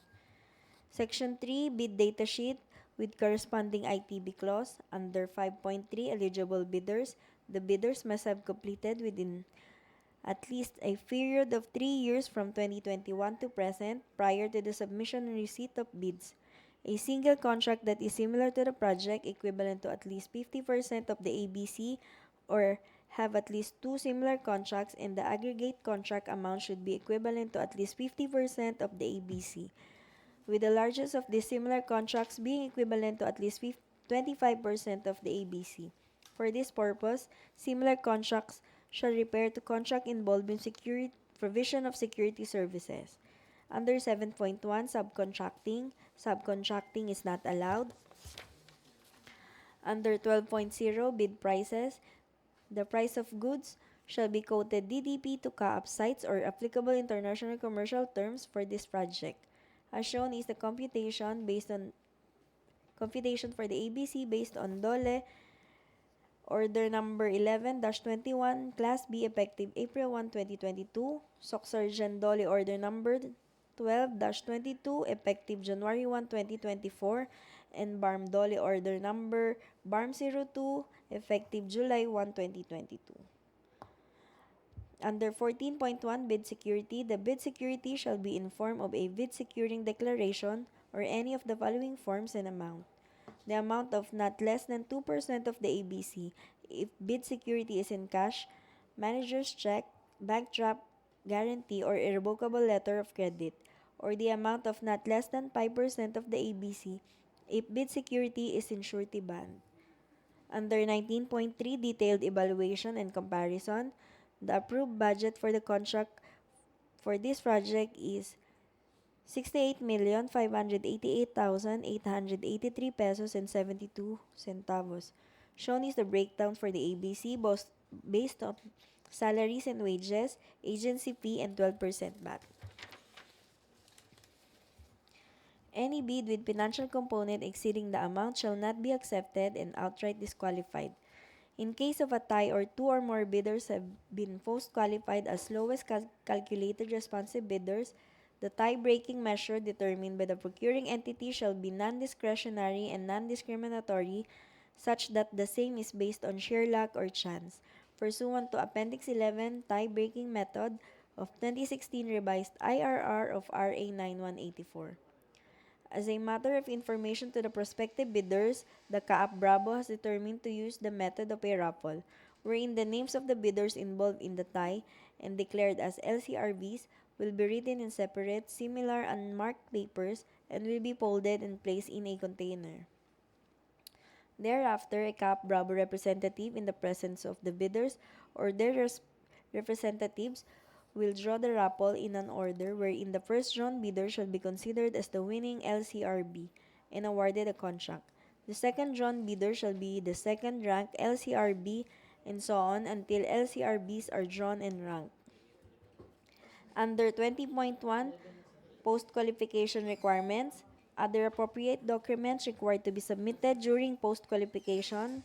Number 1 is latest income and business tax return, copy of PSA valid and current regular, not provisional, license to operate issued by the PNP SOSHA, PSA firearms juridical license, bidder's company profile and organizational structure of private security agencies, indicating the names of its key agency officers, certificate of satisfactory performance from all existing clients, an additional certificate of satisfactory performance from CAAP, and or its relevant service or end user is required if the bidder was a previous or current service provider of CAAP. Obtaining an unsatisfactory rating from any area center's end user or service shall be ground for disqualification. A copy of clearance of no derogatory record, certificate of no pending case as private security agency issued by the PNP SOSHA, valid during the submission and opening of bids. Copy of valid and current certificate of registration as contractor issued by the bidder by the Regional Office of DOLE, where it principally operates, pursuant to Department Order Number 174 Series of 2017, latest MDR stamp received by PNP SOSHA from 3 consecutive months prior to the opening of bids, notarized affidavit of undertaking, authority to conduct site inspection, certificate of site inspection. Audited financial statement covering year 2022 stamp received by BIR on year 2023.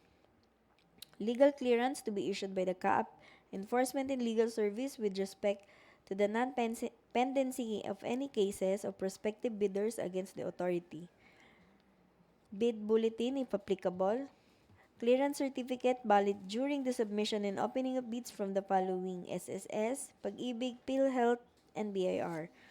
Certificate of pending or no pending labor standard violation cases issued by the following agencies, to the provision of security services valid during the submission of opening of bids from DOLE and from NLRC. The BAC reserves the right to verify and validate the above-mentioned documents. Failure to submit any of the post-qualification requirements on time or a finding against the veracity thereof shall disqualify the company for award. CAAP shall thereafter award the contract to the next lowest calculated responsive bidder.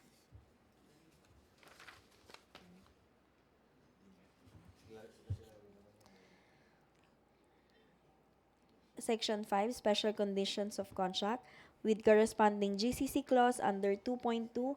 For the terms of payment, payment shall be made upon presentation by the PSA of the billing for the covered period subject to usual accounting and auditing rules and regulations. The billing shall be accompanied by the following document: certificate of performance issued by the CSIS official in the area or airport attested by the area or airport manager, official receipt of remittances paid for the necessary benefits of security guards such as SSS, PhilHealth, Pag-ibig, and withholding taxes. Certification under oath attesting that it is compliant with the Dole minimum wage law in accordance with its representation and warranties. 1 copy of the original and 4 photocopies of MDR duly accomplished by the security agency at the end of each month stating the names of the guards and supervisors, salary rates, and actual attendance. The last is certification under oath attesting its prompt payment of wages and benefits of security guard. The PSA shall pay taxes due in relation to the contract in full and on time. Its failure to do so shall entitle the CAAP to suspend the payment for the services delivered by the PSA under EO 398. Billing statement with attachment as stated in SCC GCC Clause 2.2 items 1 to 5 shall be submitted on or before 27th day of the next billing month. Performance of the security services under the contract shall likewise be in accordance with the terms of reference. Under 3.0, please refer to Section 9, Terms of Reference. Under 4.0, Inspection and Test. Inspection and test that will be covered are the following: physical condition of goods, conformity of goods to the technical specification, authenticity of goods, and whether goods delivered are functioning. If there is non-compliance or violation of items stated in Clause 4.0, the prospective bidders or the winning bidder shall be given 15 calendar days to comply with the said items or clause. Thereafter, a notice of cancellation or termination shall be sent based on the findings of non-compliance.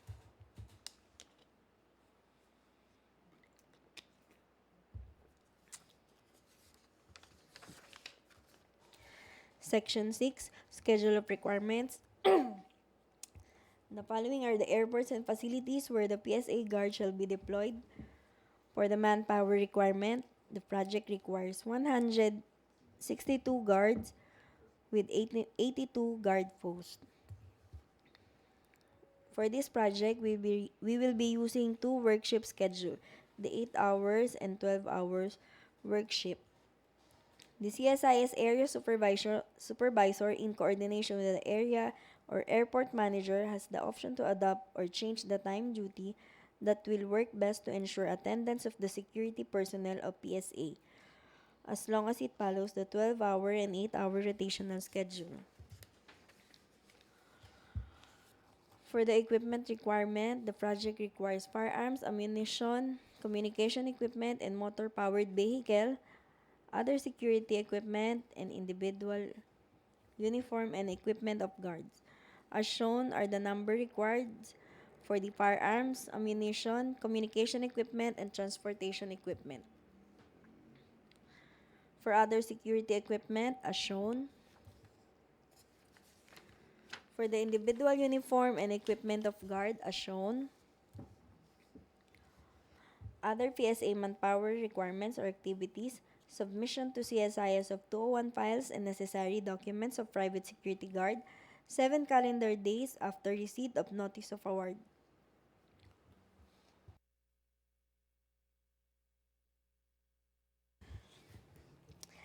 Technical Inspection and Acceptance Committee, 7 calendar days after receipt of notice to proceed. Actual deployment or posting of selected qualified security personnel, 7 calendar days after receipt of notice of assumption. Basic ABSEC training within 6 months after the date of posting of guards. For the qualification of security personnel, this project requires 3 types of security personnel: the detachment commander, head guard or ship in charge, and the security guard. For the detachment commander, must have at least 5 years of experience in operation of a security detachment with a minimum manpower complement of not less than 50 guards. Must possess a valid security officer license and must have passed Ishihara test. For the head guard, must have at least 3 years of experience in operations of a security supervision, must possess a valid security officer license, and must have passed Ishihara test. And for the security guard, must have at least 1 year experience as a security guard, must have possessed a valid security guard license, and must have passed ISHIARA test. For the ABSIC training and license office, the PSA security officers or guards must undergo basic ABSIC training, Phase 1 and Phase 2, within 6 months from the date of posting of guard. The PSA must require their security personnel to undergo ABSIC recurrency training every 2 years from previously deployed aviation security personnel. Each establish a liaison office located within 5 kilometers from the CAAP Area Center 11 with office equipment such as desktop computer, filing cabinets, and office table, consumable office supplies, office company signage, and manned by office clerk at company expense 1 week prior deployment. Makeshift office shall not be acceptable.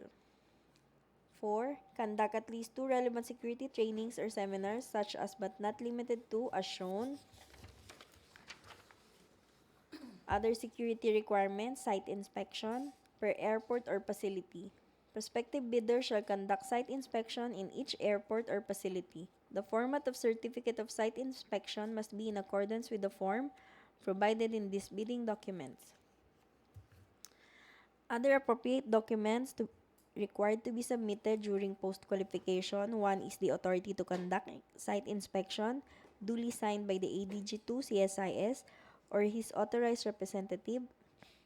And number 2 is the certificate of site inspection.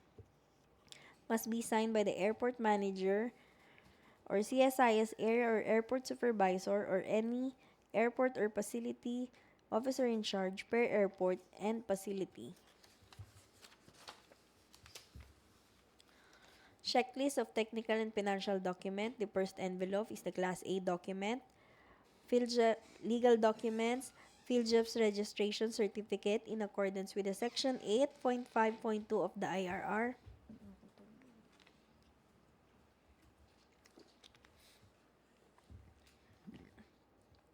Technical documents. Statement of prospective bidders of all its ongoing and private contracts within 3 years from 2021 to present, including contracts awarded but not yet started, if any, whether similar or not similar in nature and complexity to the contract to be bid.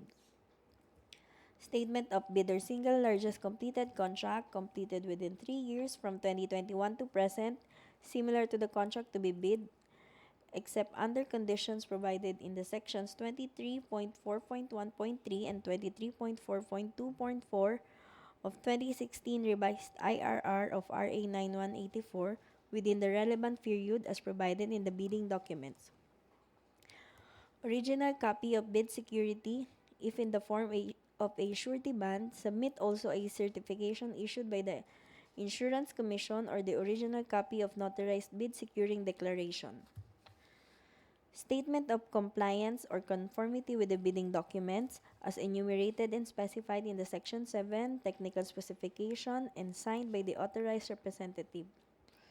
Original duly signed omnibus sworn statement, and if applicable, or original notarized secretary certificate in case of a corporation, partnership, or cooperative, or original SPA of all members of the joint venture giving full power and authority to its officer to sign the OSS and do acts to represent the bidder. Financial document, the prospective bidder's computation of net financial contracting capacity, a committed line of credit from a universal or commercial bank in lieu of its NFCC computation. Class B documents, if applicable, a duly signed joint venture agreement in case the joint venture is already in existence, or duly notarized statement of all the potential joint venture partners stating that they will enter into and abide by the provisions of the JBA in the instance that the bid is successful. The second envelope is the financial component. Original of duly signed and accomplished financial bid form, financial proposal submission sheet, and bill of quantity. That's all, Mr. Chair.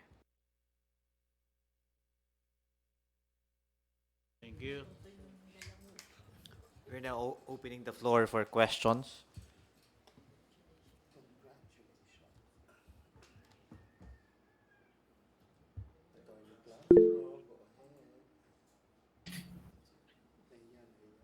Yes, Priority Security Agency. Diba? Good morning, Mr. Chair. Good morning po.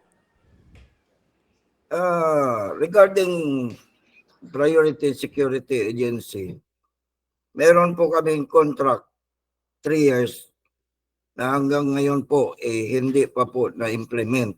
Paano pa tayo magbibidding na hindi naman na-implement itong contract nito? Sir, this was already terminated by the board of directors of CAAP. That's why we are having this meeting right now. Thank you, sir. Okay? So, pwede po bang magkakuha ng inyong ano yan, yung sa board resolution ninyo? Yes, sir. You can request, sir, through the office of the corporate board secretary, sir, to get a copy of the board resolution, sir. Okay. So, second question.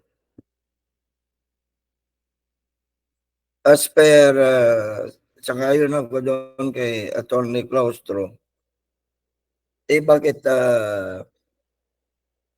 yung existing provider, kailangan pa po namin ng satisfactory papers for the CAAP. Parang unfair naman yun kasi nag-serve na ako for 6 years. Di sana kung hindi naman satisfactory, di wala na ako dyan.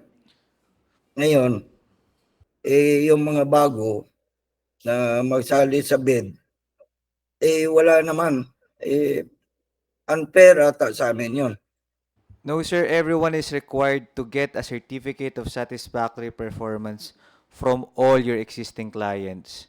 So, syempre po, kung care and service provider po kayo ng CAAP, existing client nyo po si CAAP. So, aside from CAAP, you're required to get certificates of satisfactory performance from all your existing clients. Lahat po, hindi lang si CAAP. Okay. Halimbawa, 3 yung aking siniserve. Kung 2 ang may bigay ko, pwede na ba yun? Sir, again, we require all your existing clients to furnish or you get the certificates from all of them, sir. Hindi po 2, hindi 1, hindi 3. Kung halimbawa po 4 po ang inyong kliyente, you get 4 certificates of satisfactory performance. If 10 po ang kukunin yung certificates. So, this is again a post-qualification requirement na kailangan pong isubmit ng lowest calculated responsive bidder po. Or ng lowest calculated bidder. Okay. So, Mr. Chair, yun lang po ang aking question. Naliwanagan ko naman. Then, good morning po. Okay, Yes, Ms. Jonah. Sir, another clarification po ulit regarding sa ABC. Yung na-flash po kasi kanina, it's 68,588,000. Pero again sa bid documents natin, it's 68,600,000. So, ano po yung i-follow namin amount ng ABC, sir? Thank you again, ma'am, for pointing that out. We will issue again a bid bulletin to this effect and we will clarify po the correct ABC po. Okay po, sir. Yun lang po. Thank you. Again, if you have questions and clarifications, you are welcome to email and send your hard copies of your letters to us. But mukha naman pong same prospective bidders po yung present simula kanina until ngayon. So we take note of all your comments. Also, please take note of all our additional manifestations in addition to our presentation a while ago. So it seems like wala na pong additional question. Meron pa po bang clarification? So, pwede naman pong sumulat na lang or mag-email sa amin. Okay po. Going once, going twice. Okay po, thank you for attending our pre-bid conference for today. Maraming salamat po for your attendance. So that, Thank you, sir. Thank you po. salamat po. That concludes our pre-bid conference for the 3 area centers for Area 3, 6, and 11 for today. Again, we will issue necessary bid bulletins and necessary the questions and clarifications raised a while ago. Thank you very much. Thank you very much, sir. To our prospective bidders, you are now excused. BACSEC, we will now discuss for other matters, the procurement of workstations for AMHS at Philippine ATMC and remote sites and RCMS of reader sites. I believe ANS is here to discuss some matters. BACSEC, excuse na po lahat ng ating prospective bidders for the security services.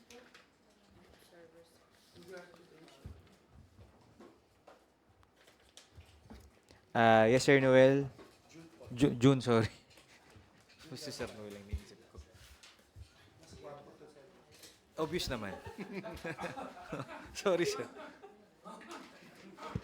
Sir Elbot, inuubo ka? Punta ka sa OPSAM kung inuubo ka.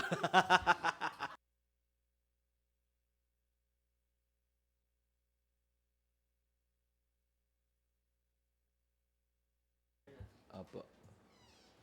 Password was removed.